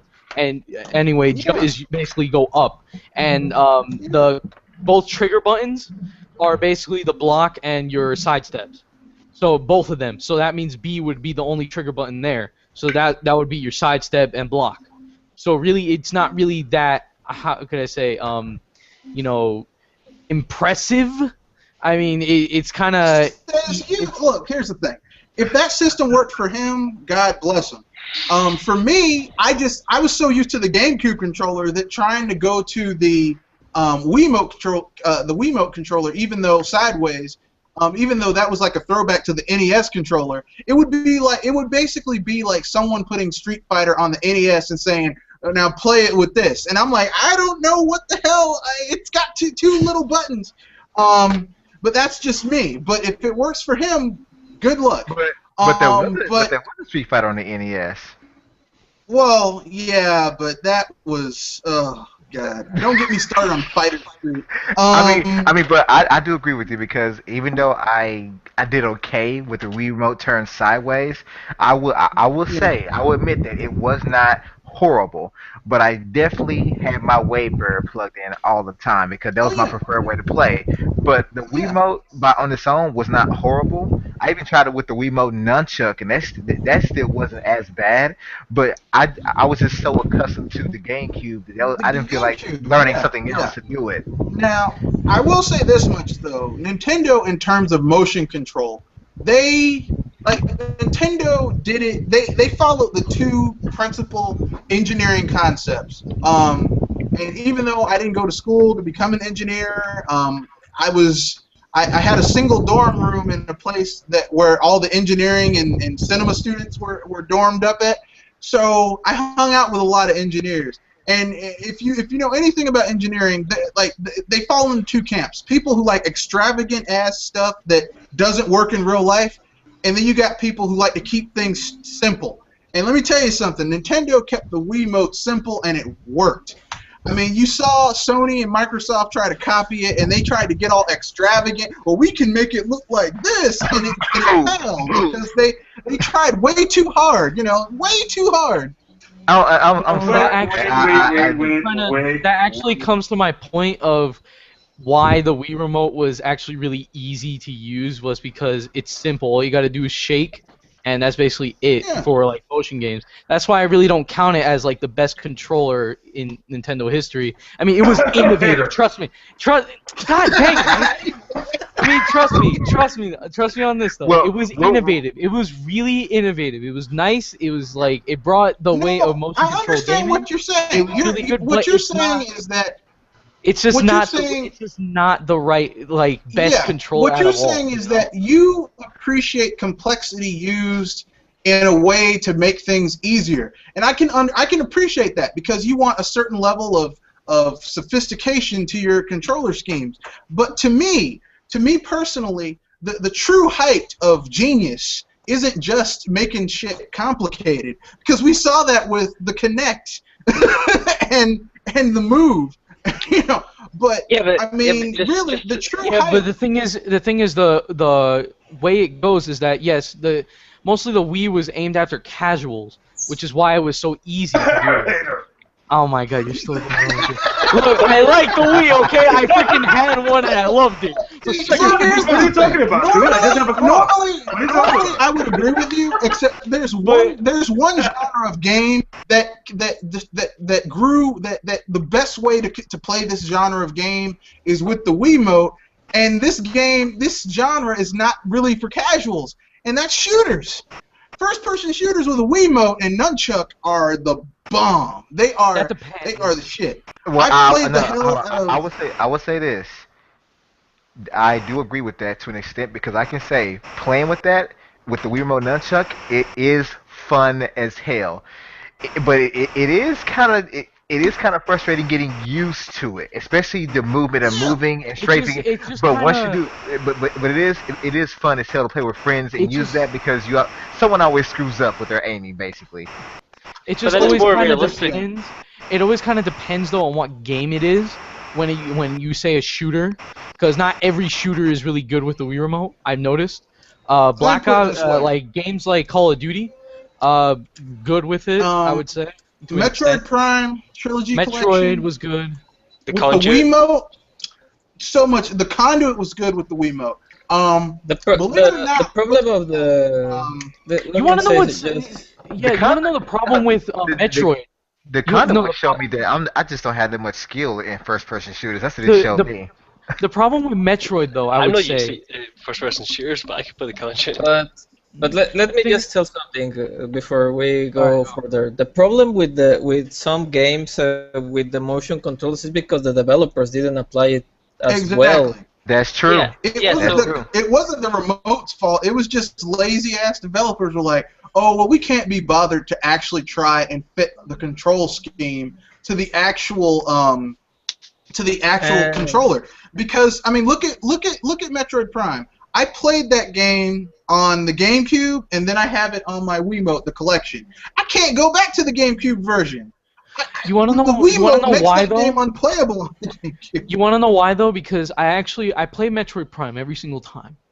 All right, and the way that it messes it up actually is because they don't have the camera set to where it should be, which is the C stick. All right, they should have it where it's set to there instead of The the reticule. LNR instead of that, because the thing is Yeah. the control scheme was really like weird and awkward, because I'm just like, why not just set it to where this is my camera and this is where I walk, and then the R button would be what I shoot with, right, and the L button would be some used for something else, I would say. um, it just depends on like what it was. Now, when I was playing that Metroid Prime 3 and stuff with motion controls, it was fun. It was great. I really liked it, but at the same time, I was always going back and being like, well, what happens if they made it with the GameCube controller to put it where Like Call the of Duty, basically. configuration, not like to not like COD, but using more the like, two sticks. yeah, just dual sticks, instead of like having it where, okay, this the analogs are your the not the analogs, the triggers are your camera, and the C stick is used just for your sensors and stuff, like that would have been great for the D-pad, Normally, but not I would really. agree with you, except the Wiimote, for all intensive purposes, and this is why the simplicity of it is so, to me, is so inspiring. As someone looking at the technological aspect of it, is that it's basically, the Wiimote is basically, like, for all those PC gamers out there, it is a mouse and keyboard. It's the mouse and A S D and W. That's what it is. Except you have 8 directional movement. in a You shooter, have it's a 8 thing to do with the directional gun. movement. You point and shoot. It can't really be You simpler than that. yeah, and it's so intuitive, and I mean it's even more intuitive than a mouse because you've got the Wiimote and you're pointing at things as it's happening. See, for me, it's got to be smooth, and I think that the thing with the Wii remote was, at first it was a sort of basic technology. The developers weren't quite on there on it. At times, I felt they were treating the motion more like a button than a motion, so it was like waggle it to do this rather than a sort of point-to-point movement. But once the Motion Plus came in and some of the developers started taking it on, it's more subtle. You saw, Skyward Sword, moving your sword about motions, and even now, sort of on the Wii U with your sort of Nintendo Land sort of Zelda game and things, the more it's subtle and the more it's actual point-to-point movement, it's more and more advanced technology. But for a person controlling it, it's the simplest thing in the world because it's as if you're actually controlling that thing rather than trying to remember a control scheme on a button. And that is what killed, I think, the Wii, is because the developers were really lazy to really put really good games that actually take advantage of the motion controls. I think the best game that took advantage of the motion controls is still Zelda Skyward Sword. Although one thing I did kind of want to say, just on a slight side point from that, was that on the whole, like, gimmick versus sort of, pushing innovation or whatever. I would always say that Nintendo wouldn't treat something as a gimmick. I mean, some of the developers might, do gimmicky things, or you might have mini games and things, but Nintendo brought out the Wii Remote, and that was their control scheme. Like, okay, down the line we had, a sort of classic controller or something you could use for sort of fighting games and things, but it was their primary controller. If you look at the Xbox or the PlayStation with their Move or Kinect, they could be the best thing in the world, but they weren't using them as primary controllers. They weren't using them as the forefront thing to use, so developers were never going to take them seriously. They weren't 100% behind it. So good or bad, as we've sort of said today, the Wii Remote wasn't the greatest with fighting games. It might have been better with shooters, but Nintendo took that risk and put their sort of money and their name behind it, whereas Xbox always had, Kinect's over in this corner here. Or just like they always say, and Nintendo said this many times, they build their console around their games, not the other way around. So when they got an idea for a game, they build a console around it, which if they wanted motion control, and they built a console to fit those games, like Wii Sports and of course Metroid, which is another perfect segue into the now current 8th gen. And just so for the that are kind of clueless, it's no need to call it next gen anymore. It is now the current gen. It's been current gen since the Wii U was released in 2012. Stop saying next gen. We're now in the current gen, people. And with the next gen, I'm sorry, I just made the same mistake. With the current gen, we have the Wii U, and yet we have another big innovative step, which is now when it comes to logging into accounts and doing anything as far as typing, there is no more rotary scrolling with the analog stick or D-pad. It's just all on the pad. And now we have our own personal television in our hands when we don't have a TV to play on. And for this one, I will go ahead and let Gordon go first. So is that me? Yeah. Oh. Okay. I don't really know where to start on this. We're just talking the controls in general for the Wii U, or the gamepad specifically? Well, the innovations that the Wii U brought with it. Okay. So, I mean, the gamepad with the screen and everything, I think is really cool. It allows sort of merger of the sort of gaming markets and sort of people who are using tablets and things. So with a lot of indie games and things, you're able to get that sort of things in the gamepad. You can also play your sort of full bigger games. I think the gamepad's kind of underutilized, the same as the the Wii Remote was on the previous generation, where some games might have brought out a game that uses it properly, and then their second game comes out and there's nothing there. I also like all the sort of other little things on the gamepad, silly little things that you wouldn't think you'd use, like controlling your TV on and off. I never use my TV remote anymore. I just control it off on the gamepad. It's like, well, if I'm there anyway, why not? I've put the bigger battery pack in mine as well, so I get about 7.5 hours or so at a time, so it's not bad. I would say it's a fingerprint magnet as a downside. It's really glossy. True. That is true. And I'm glad for the ergonomics, but I could do with slightly bigger hand grips. It does feel like I'm kind of clutching at it at times. And one thing I have noticed when playing Mario Kart, I don't know how to explain it, sort of, in the controls of things, but if you're using the left sort of thumbstick, if I'm taking a really tight corner, somewhere with the positioning and things, my thumb slides off the thumbstick on the gamepad, but it doesn't if I'm using the new Pro controller. Okay. So I don't know if that's a positioning thing or maybe just me, but I don't know. Something with the thumbsticks is not quite perfect for me. I don't know. Some people have said they prefer the controls other way around as well, like with any of the controllers with the buttons above and the thumbsticks below, but it doesn't really bother me. Do you But yeah, have? generally, I think it's really good, and I think it saves a lot of time on like menus and things. If you have to type anything, you can just tap it all into the pad rather than going up and down with the D-pad. Okay. Who's next? I'll go. Go Um, right ahead. I like the gamepad's really nice. It's got so much in it that you just can't, because right now I'm using it to draw right now. So I like that. They added a touchscreen. For you doing something other than being this podcast, I will let this go since I mean, because we're talking about it. I'll let it slide. Go ahead. What the heck? I mean, the worst thing you could be doing is playing Mario Kart right now, Zen. But go on, games. I'm not playing Mario Kart, dude. He's actually playing something else. What are But, you playing, anyway, Sam? the thing is, but the thing is, the gamepad's really nice. I like that it has the touchscreen on it.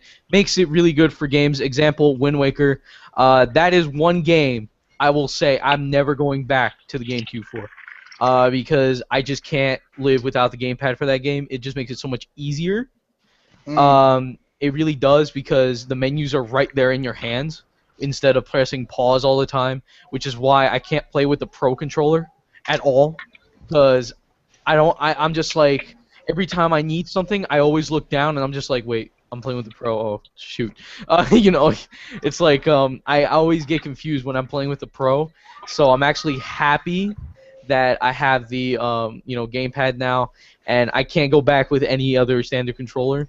It becomes like a reflex. I found that it really does. After Deus really Ex. Can I After just Deus make Ex and Batman. on what Games is saying? Wait, games. What did you just say? I can't go back with any standard controller. Can't With go back Wind with having Waker, a screen. Yeah, but Okay, Maker. All right.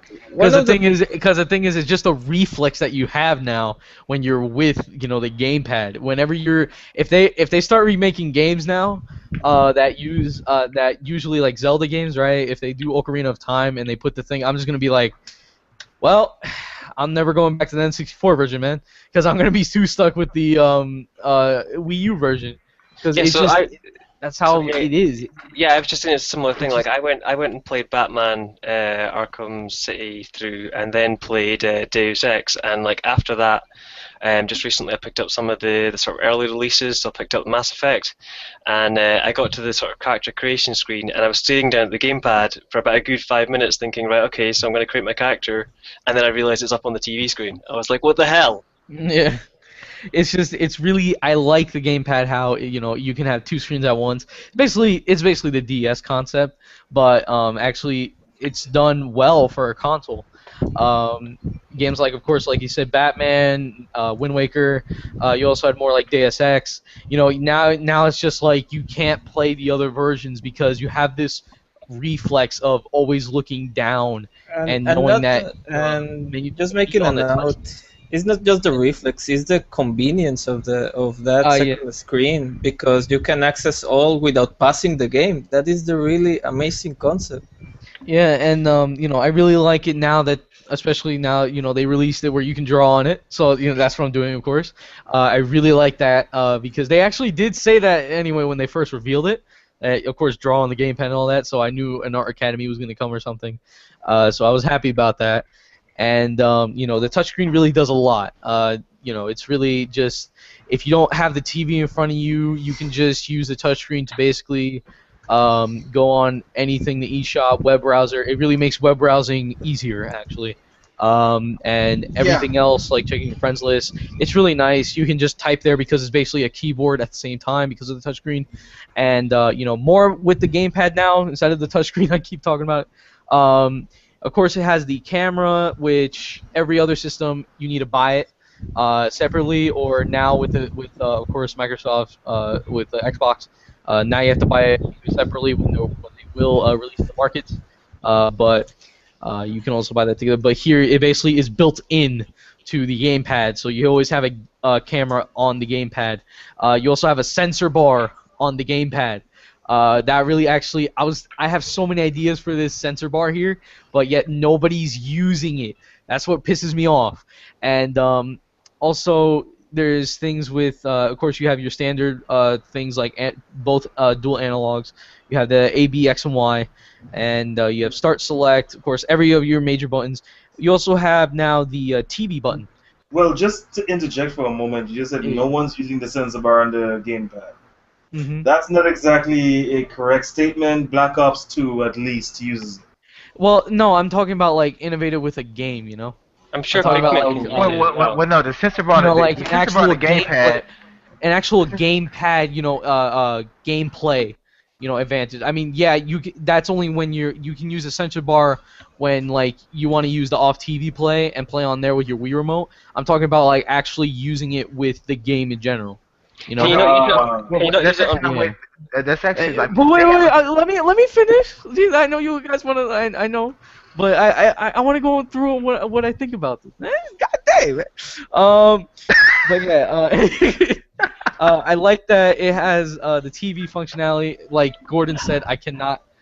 What's a controller? What's a TV remote anymore?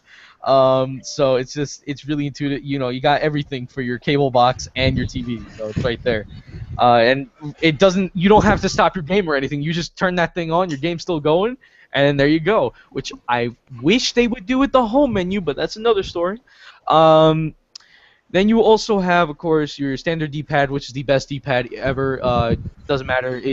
It's still the best D-pad, and Nintendo always makes the best. Now we also have the NFC reader-writer. This is being used now, of course, we already know with the Amiibo. And now in Japan, they're using it with credit cards. So now you can just scan your credit card over there and, you know, put whatever amount of balance into the eShop. Right, so they're really starting to use that, and I'm really liking that they are.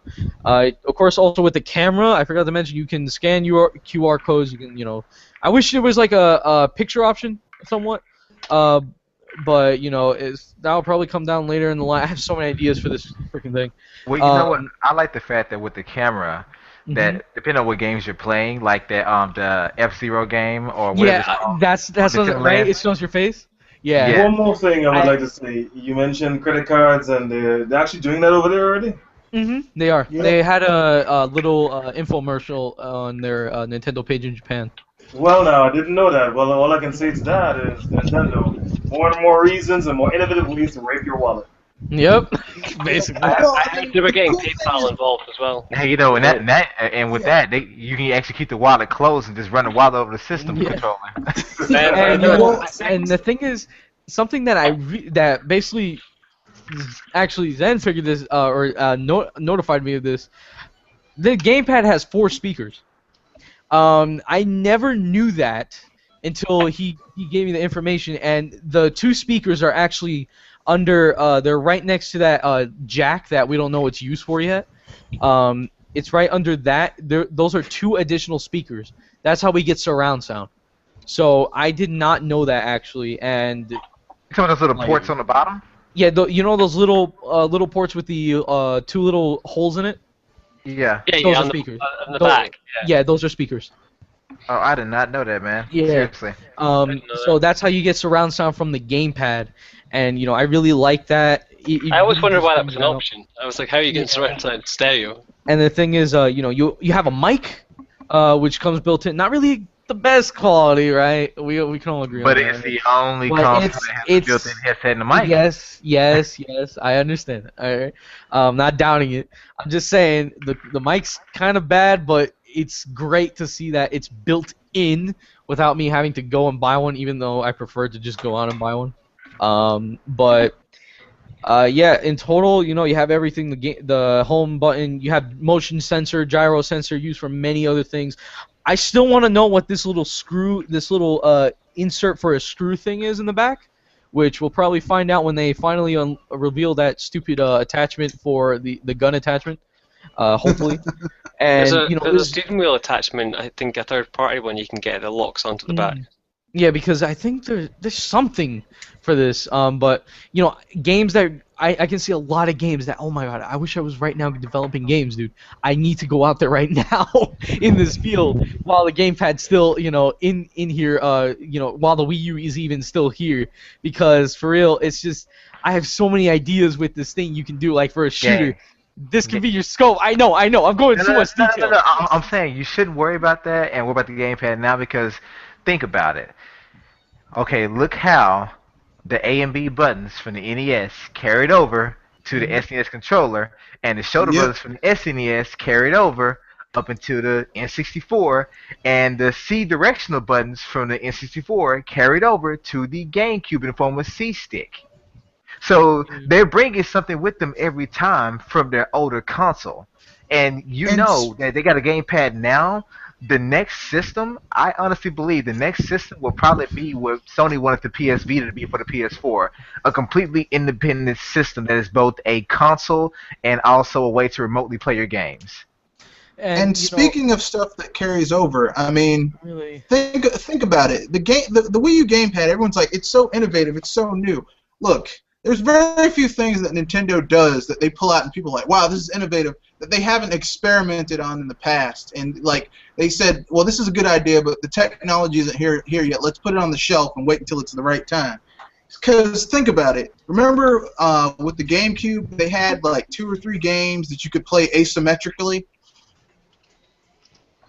I do remember that with the was it with the The Game Game Boy Boy Advance? Advance and Yeah. a game in the GameCube, and stuff would be happening on the screen. And then separate stuff would be happening on your Game Boy Advance. One of my favorite games, Final Fantasy Crystal Chronicles. Yep, Final Fantasy Crystal Chronicles. I I remember one of my friends was a Pac-Man troll that DX. got the chalice.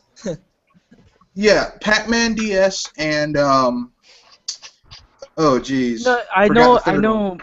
Now the thing is, I know that the Game Boy was used for a second screen, but I'm like saying because now that we have this controller, which basically has every single thing, the Game Boy didn't have motion control. The Game Boy didn't have all No, this.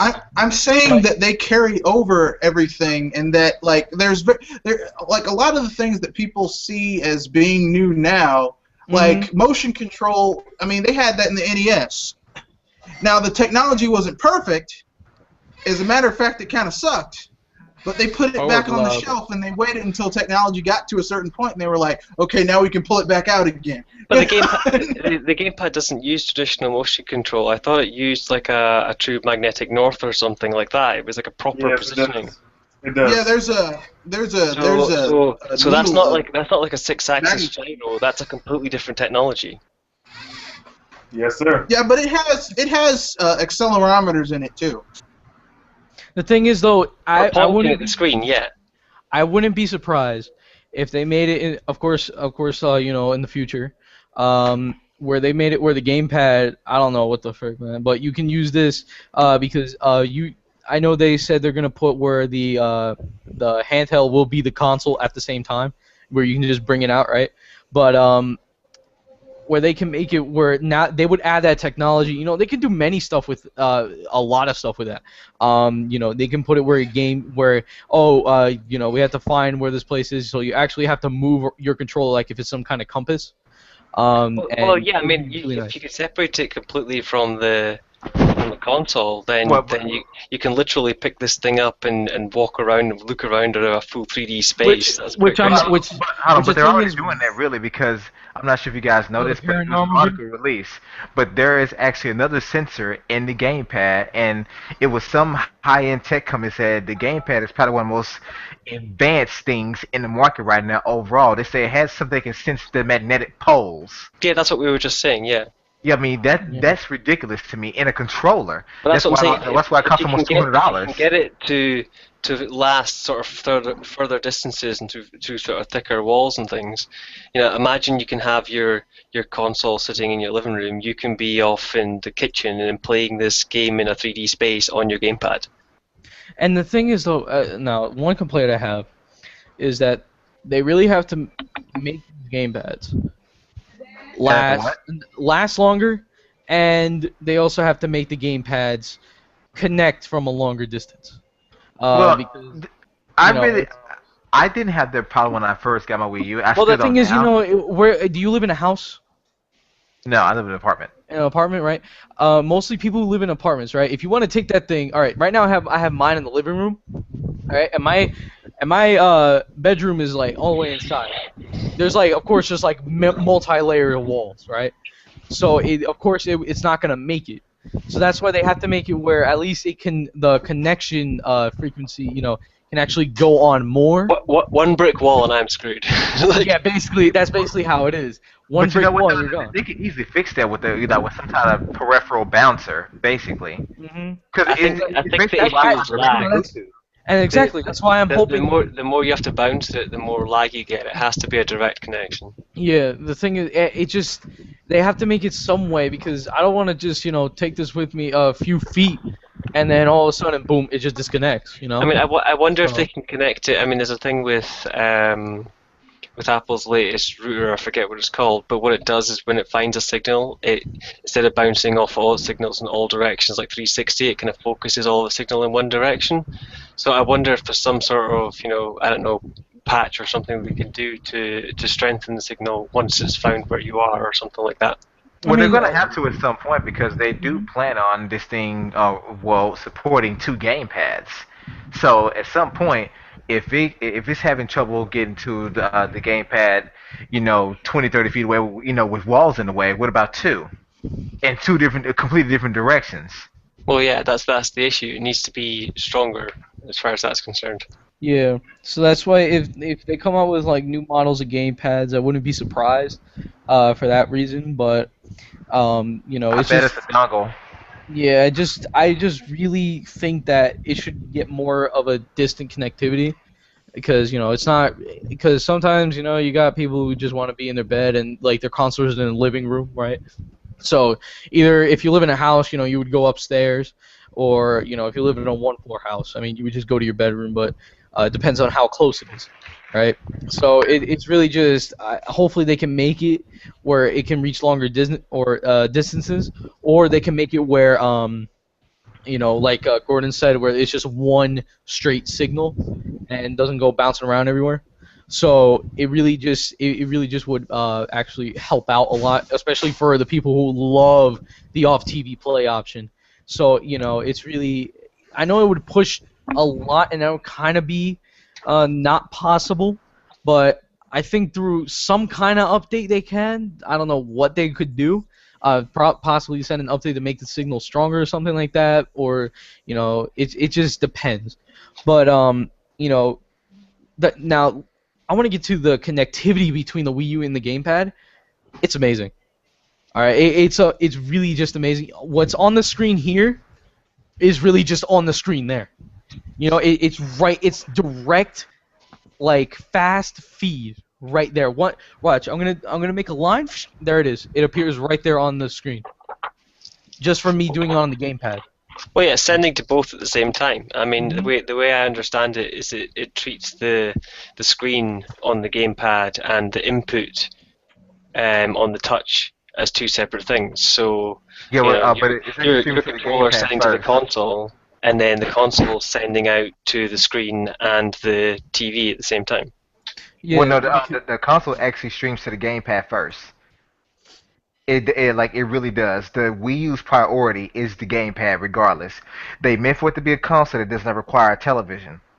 So basically, even games that have the asymmetric play, you need the gamepad more than you need the television. Like the Zelda Battle Quest, you can play that with the television off because even the television is merely for spectating, for people to watch you play and see from a different perspective. But it actually does stream to the gamepad first. If you can play any game and you listen closely to the audio, the lag is coming from the television, not the gamepad. It's very minute. It really is like I think 1 millisecond or something, but it's coming from the TV. Hmm. Like if you It's look it just up, I mean, I don't know how the hell they did that, but this system is streaming wirelessly to the gamepad with virtually zero lag. Nintendo, they're just not human. I'm sorry. Come on, man. You know how they did it. We all know Nintendo are magic users. No, dude, they're aliens. Made by Well, actually, taxpayers. I could believe that. Actually, I could believe that because they have Devil Farm and they have all the toads, which praise Satan. and you know, they always like, yeah, please save. You know, I could see that they're using some kind of sorcery, but Magic mushrooms. it's really, yeah, Yep. Magic mushrooms magic shrews, man. They're just like, and the star. they're just on that Don't forget stuff. the star. and stardust. Oh, and Stardust. Yeah, Stardust. Stardust and magic mushrooms. But going back to the some people, I really am bothered that some people didn't think that the gamepad is a really good innovation, because when I saw it, I understood that this thing can be really big if developers really take advantage of that screen, and also the It's really, movement that can be. because it's really amazing. It really is, because you go on, let's say on YouTube, right? You go on the YouTube app, it's streaming the same thing right in front of your face. It's streaming it right there. You could be, it's playing a video on top on the TV, and it's also playing a video on the gamepad, but at the same time. You know, But it's doing it at the same video time and playback time. But you know what though? There's one thing that I think the gamepad does more than anything else. This is besides off TV play, but have you ever played a game to where no matter how big your TV is, there's just some details that you really can't see because you're far away from your television? But with the gamepad, it's like even though the screen is not, 1080p, but any details you would miss because you're 6, 7, 8 feet away from your television, you can actually see on the gamepad. Like you can actually pull it closer and see those little small details on there. Like my fiance, when she's playing like 3D World or whatever, when she cuts it on, the TV's on and loud volume. She's looking at the gamepad, and when she sees something in the corner, she can see it a lot easier than she could staring across the way, 7 feet away from a television. That's true. I mean, that is a huge benefit to me because it's like there in video games. Sometimes there are a lot of details, especially an engrossing experience. There are sometimes small details that you would not otherwise notice because it's either too much going on or the TV is really just too far away. With a gamepad, you can put that thing closer to your eyes and just look like, oh, I never noticed that before. And I've done that plenty of times. For example, with the Batman Arkham City Armored Edition with the detective mode. Sometimes you can't see a little speck on there, but with the gamepad, like you can actually look and be like, "Oh, I just not noticed that." Like it really does help. You see a lot more with it. It's really amazing what you can do with the gamepad, because you can really experience a game without pausing it. That's what killed some of the experience with some Zelda games, that you had to pause to access the inventory. But with the gamepad, now you don't have to do that step. Oh my gosh, yes, Splinter Cell Blacklist. I know the load times are long, but let me tell you, being able to switch to my guns and my accessories and my bombs without ever having to leave the action, and I mean I can actually do it on the fly, like while I'm still moving around the level by just touching it on the gamepad. Like I have to say that to me is innovative as hell, and especially with Batman Arkham City Armored, just choosing any kind of attachment you want to use just by tapping the pad. Yep. That's the thing that doesn't make sense to me, is that all your sort of mainstream, if you like, gamers are the same people that use touchscreen phones and iPads and all these sorts of things all the time, because of the convenience of you can just touch that. There's no going through some huge menu or drop downs or whatever. You just touch on or do whatever gesture, and you have it. So I would have thought personally, because this was my mentality going in, was that this was awesome. Like I sit and watch TV with my phone in my hand, so to me having the gamepad there was no different. It was just another screen that I would have had in my lap anyway.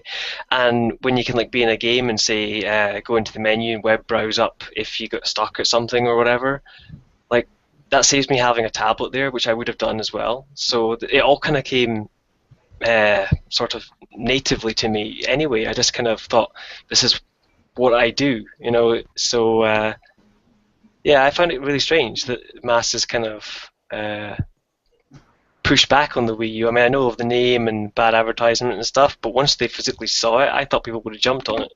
I mean, I understood it immediately. I don't know. I'm like Yeah. you. I don't see how anyone could look at this system, just glance at it, and watch them use the system for 10 minutes and not know that, damn, man, this system is cool, cooler than anything else. I can now have Netflix running on my television using the Xbox, whatever else you use, or watching TV, and be playing my system completely separate on the same damn TV. And Yeah. we all know the age old, scenario. The guy wants to watch the Super Bowl, or what? Or he wants to play the game. She wants to watch, the stories on the television, her soap operas. You can now do that and stay in the same room. So Well, no yeah. more separation. And I've even used that a few times. And I hate to say this, but there were a few times that I will want to play Grand Theft Auto 5. She was playing 3D World, and she got pissed off when I told her to get her game off the TV and put on her pad. I mean, she did. I mean, I admit that she did, and she's well within her right. But I said, well, this is why I bought this system, so I don't have to go somewhere else and play the game. So Yeah. I'm like, plus you're looking at the gamepad, so use the gamepad. Take out the TV, and I'll play Grand Theft Auto. And we did just that for hours. So it to me that in itself is great. And what other system can you actually take your gaming to the bathroom while you take a deuce? Dude, that is the best experience that You I've ever can- had. Yeah, that's 'Cause next I go gen there- gaming right there. I go there, and Next I'm just generation like, gaming, really? Okay. That's next okay. gen wanna, gaming. you wanna know something? I go like, see, Hey, Games. one time no, I'm gonna keep Let's try to keep this light on detail, right? Okay. I go. Hey, we don't want to hear what was I in go. it, okay? No, the thing is though, I would be on, let's say for example, I remember I was on Black Ops, right? Black Ops 2, and I had to like really go. So what happened was I just took the gamepad, went to the pad, and I was still playing. That's like the best thing you could ever find. I'm You sorry. know what? In You know, this console. I can imagine him on the mic telling my, "Hey guys, I got a UAV coming." No, but really, I mean, I'm far from an old man, geriatric shit, man. But I'm telling you, I can't concentrate and play no damn games or taking a deuce. It's either one or the other. Both requires concentration. But sorry, getting more serious on the sort of the use of the off-screen play though. I mean, for me personally, I don't know if you guys see my post on Google Plus, but I just got a new TV, so I went 3-4 days without a TV because my flatmates just moved out. So the only way I could play my console still for that like 4 or 5 days was because of off-screen play. If I had any other console that was a home console, I'd have been screwed. yeah, you'd be SOL, man. And then I've actually seen. So I don't even use the function that often, but that one time, a lifesaver. Well, you know what? That brings up an article I read. Some guy, he wrote an article like just a normal guy, whatever, like a blog. But he wrote an article saying that he found it very convenient that he was on a train or whatever, and he actually like plugged in his Wii U and started playing on the train, like it was in his backpack. I saw Yeah. pictures of that actually. A guy going around different then I was like- stuff and just plugging in. Yeah, and people look at him like, "What the hell?" Like but really, the Wii U is actually the only portable home console. Yes, People it is. bitch about the range of the gamepad, saying that's not portable. The remote play with the Vitas, that's real portability. I say, but no, it is truly the only portable console because it does not require a TV. You can take your HDMI cable out of the console, it will still play your game.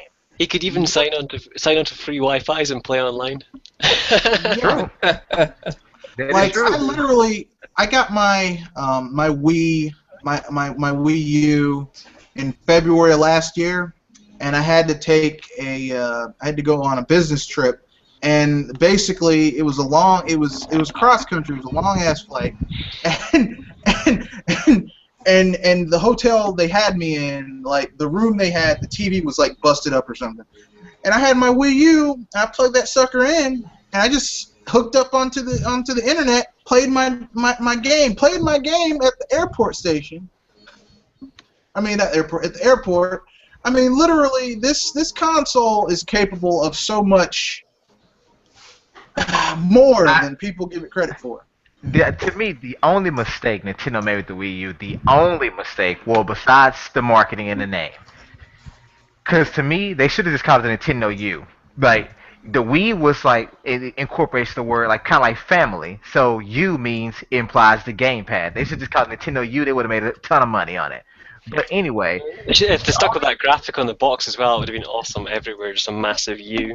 yeah, I that's it. just, If they would I have just said still, U, it would have sold. But to me, every console up to this point has had a reset button, and Nintendo wanted to be innovative and take it away. Well, actually, the reset button is basically, well, reset it. Just press the power button. I mean, but when it came to a console freezing up, which But the it power used to button do, doesn't Yeah, even do that's. when I it mean, freezes up, and I've had it happen a couple of times on the Lego games where it just squeals out on me in the first sort of 6 months I had mine. Oh yeah. And you press and hold the power button on any of the controllers or the console, and it does nothing. You have to unplug it. from the back, yeah, well, because it would totally freeze actually, up. well, actually, you just had to press the power button and hold it there for a Yeah. very long time, but it would power It's down. like 10 seconds. Yeah, you just had to do that and then power. I would hold it for ages, and it would do nothing for me. Yeah, Well, you all had to, all no, it you does had is it shuts you down had the to hold controller, not the console. You had to no, not the No, the power button button on on the the console. controller. I meant on the No, on if the you console. hold down the power button, it does a hard reset, a hard reset of the system. Yeah, Yeah. you have to first turn off the gamepad, all right? Because I don't know if you notice this when it freezes, is that you would get this like kind of weird staticky kind of thing on your screen on the gamepad. Yeah. So what you Innocently. have to do is turn off the gamepad first, and then turn off the console. Don't unplug it because they say don't do that because you do you're gonna screw yourself.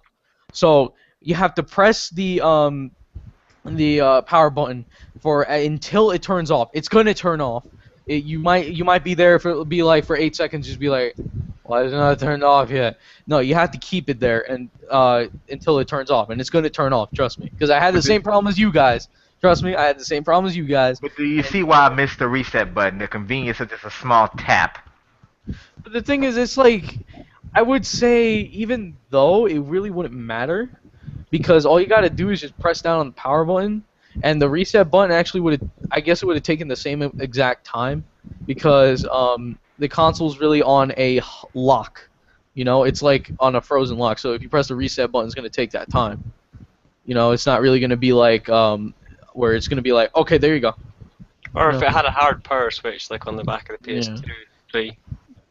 I mean, you know, And it's then- just yeah, it doesn't have that power switch, right? So you know, you can't do anything like that. So just hold it down, and that's what they actually recommend you to do, because every time you turn it back on, what does it say? It tells you some kind of message, right?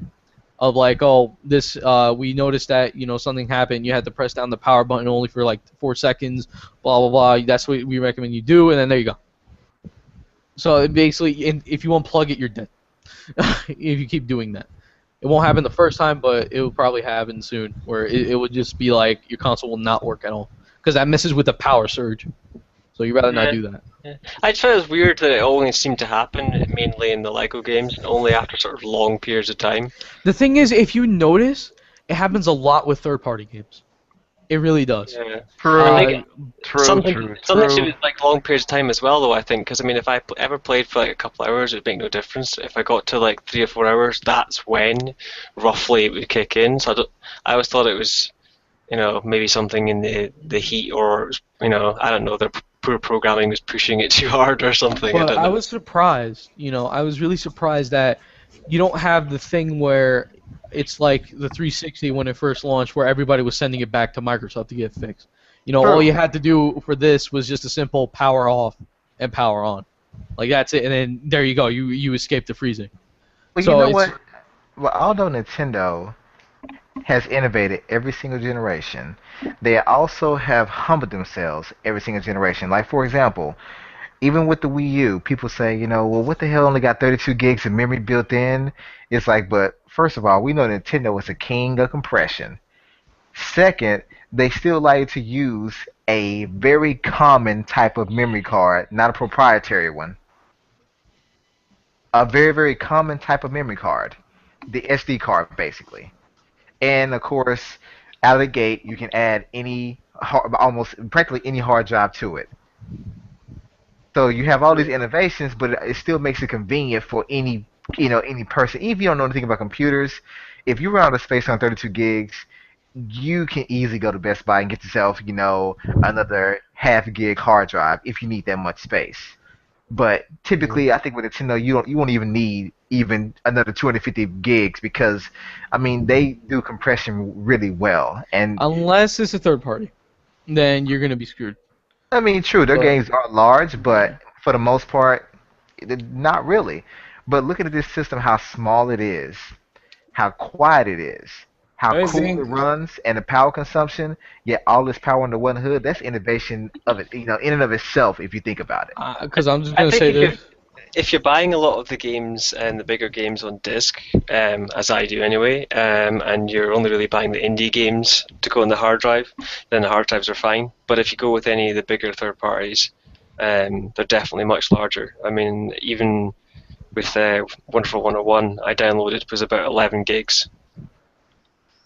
And the thing is with that is, you know, how can I say this? Because on my Wii U, I have three, big games. All right, ones that are available on disc.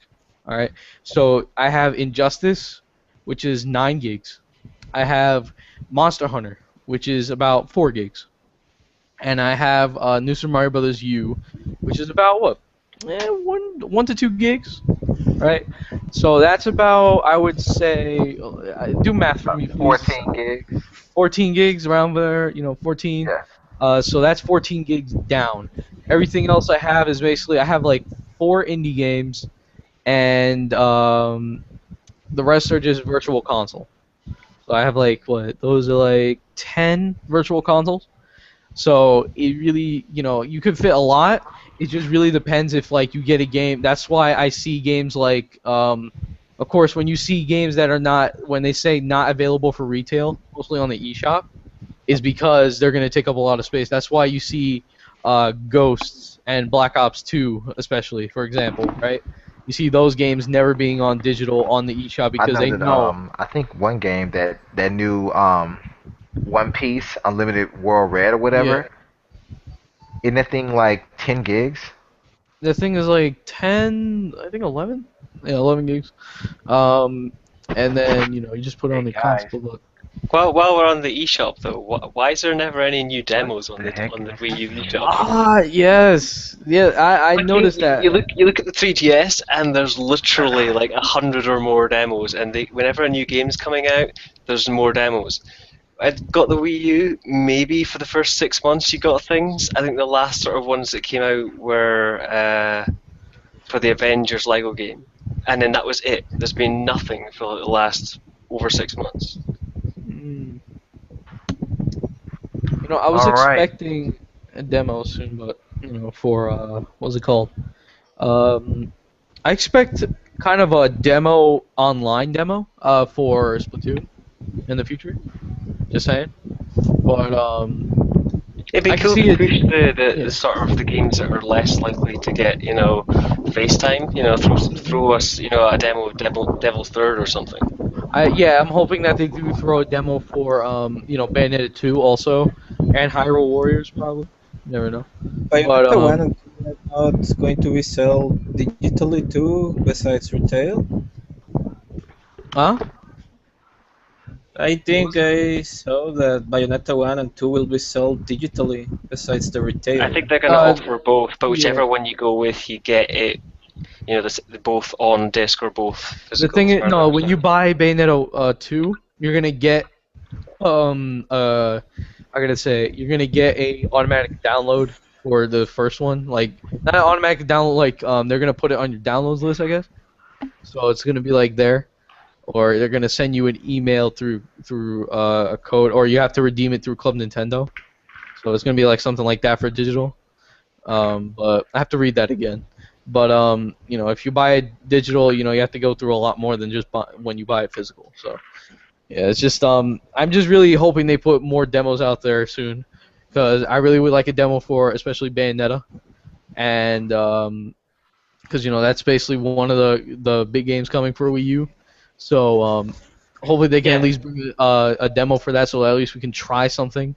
I At think least I with think they like should focus E3. on the games that are not going to get the huge press though as well though, because Mm. Bayonetta and Smash and things are gonna sell regardless. I know there's Whereas gonna be a whereas Sonic Boom demo. if they do Splatoon, Captain Toad, and say Devil's Third, it gives those games a chance to gain traction that they might not normally get. That's the thing is though with Toad's thing. Um, I could see that happening. Um, Devil's Third, I'm not sure. That just all depends on Valhalla, but usually he sends out demos. There have been like Dead or Alive demos later on, but yes, so far, I mean, all they have to do is just add demos, at least for people to like gain traction and gain like interest in it. So yeah. All right. Anyone else before we wrap up? Yes, no, maybe. I guess Just not. just on the Wii U, as one last sort of thing, is just I think it's possibly going to be the sort of the biggest backwards compatible, not just as sort of games physically, but the controllers and systems as well. If you look at, you're gonna have access to all the Wii U controls, all the Wii controls, and all your extra sort of pro controllers and classic controllers and things, the GameCube controllers, and you're gonna have this back catalog going all the way back to sort of NES and Game Boy games. I mean, that's a hell of a thing. If we get the foretold GameCube and N64, that's basically a clean sweep of Nintendo, which has never been done before. That's true. Like that is I hope true. it happens. That really is true. The Wii U, actually, the next console, I would say will be the ultimate backwards compatibility, because I actually do believe that they'll have backwards compatibility with Wii and Wii U. I hope it, for just sort From of a the little bit of disc version. speculation on a next console, I hope that they don't try and go with one of these third sort of name sort of things. They're probably almost things where they're going like, we're going to focus this GameCube, or we're going to focus this Wii, and try and build this kind of thing. I hope they do go, you know what? Let's play Nintendo. Let's call this Nintendo something, or just Nintendo, and let's brand it red, and let's bring the entire sort of world and generations of Nintendo across your handheld and home console, like fully just slam the brand down. All right then. Well, guys, I think that about do it. We've covered basically, from my opinion, from the first generation up to the current one, and I think we more than given enough feedback and facts to prove that Nintendo innovates, the rest just emulate. Well, we'll go ahead and do our sign-offs here, and we'll go ahead and start up with you, Gordon. Yeah, so I mean, I'm Gordon. I've had fun. It's been interesting. Hope to come back and chat with you guys again. It's been good. Hope everybody else listening enjoyed as well. All right then, Kaiser. Well, Kaiser here, guys. Thanks for having me on this podcast. It was fun, and thanks again for inviting me here. All right, And now I know Mr. Red Fox had to leave a little early, but if you can, guys, check out his channel, Mr. Red Fox, the guy that hasn't taken BS since I think it's 99. I'm not sure what the year is. Don't quote me on that. But anyway, go ahead, games. Rather not mess it up. But hey guys, Mikey Gamer Man, Games Rose, or whatever you like to call me. Hopefully you enjoyed this podcast, and if you didn't, well, you're stupid. But anyway, yeah, I'll dim it down. I'll just go the Reggie way. If you didn't enjoy it, what's wrong with you? All right. So hopefully you guys enjoyed, and see, I have more content coming because I've been really lazy and busy at the same time. It's just both. But I'm having more stuff being done, so don't worry about it. And all right, so This has been Mega Gamer Man. As like I always say, don't lose your way. Don't be afraid. Just game till the end. Peace. And Zen, go right ahead, man. Hey Zen. people, yeah, I'm here. I'm here. Hey people, thank you for listening, watching, whatever. You already know who it is. Nintendo Zengamer, talking some innovations and imitations here at you guys. It was an enjoyable podcast, at least from my end. I hope you enjoyed. Go on and check out the hub channel for the gamers at large. That is gamers ampersand large. You can just spell out the word at. That's AT. I'm sure you know the spell, so go get it done. Go subscribe. Subscribe to all of the members in the Gamers at Large group. It is growing every day. We have brand new members. We have original members. And of course, on the channel itself, we will have original content such as the Gamers at Large podcast and original content from each of the members within the group. As well as... So be it. Okay, Reaper dude. I almost had to T for a moment there. I thought you were Mr. T, but keep going. Of course, we'll be having brand new original content for the Gamers at Large Hub channel, so it won't just be, compilations of content that can be found on other channels. So get over there and subscribe to all the members of the group. As they say, Ken, Games, everyone else. And that's just about it, guys. Peace out, deuces, stay cool. Alright, and I'm your humble host here, Dr. Feelgood, the guy with the smooth moves and groovy tunes, always in the gaming mood. Anyway, you guys, like I always say, keep it gaming, and we'll check you later.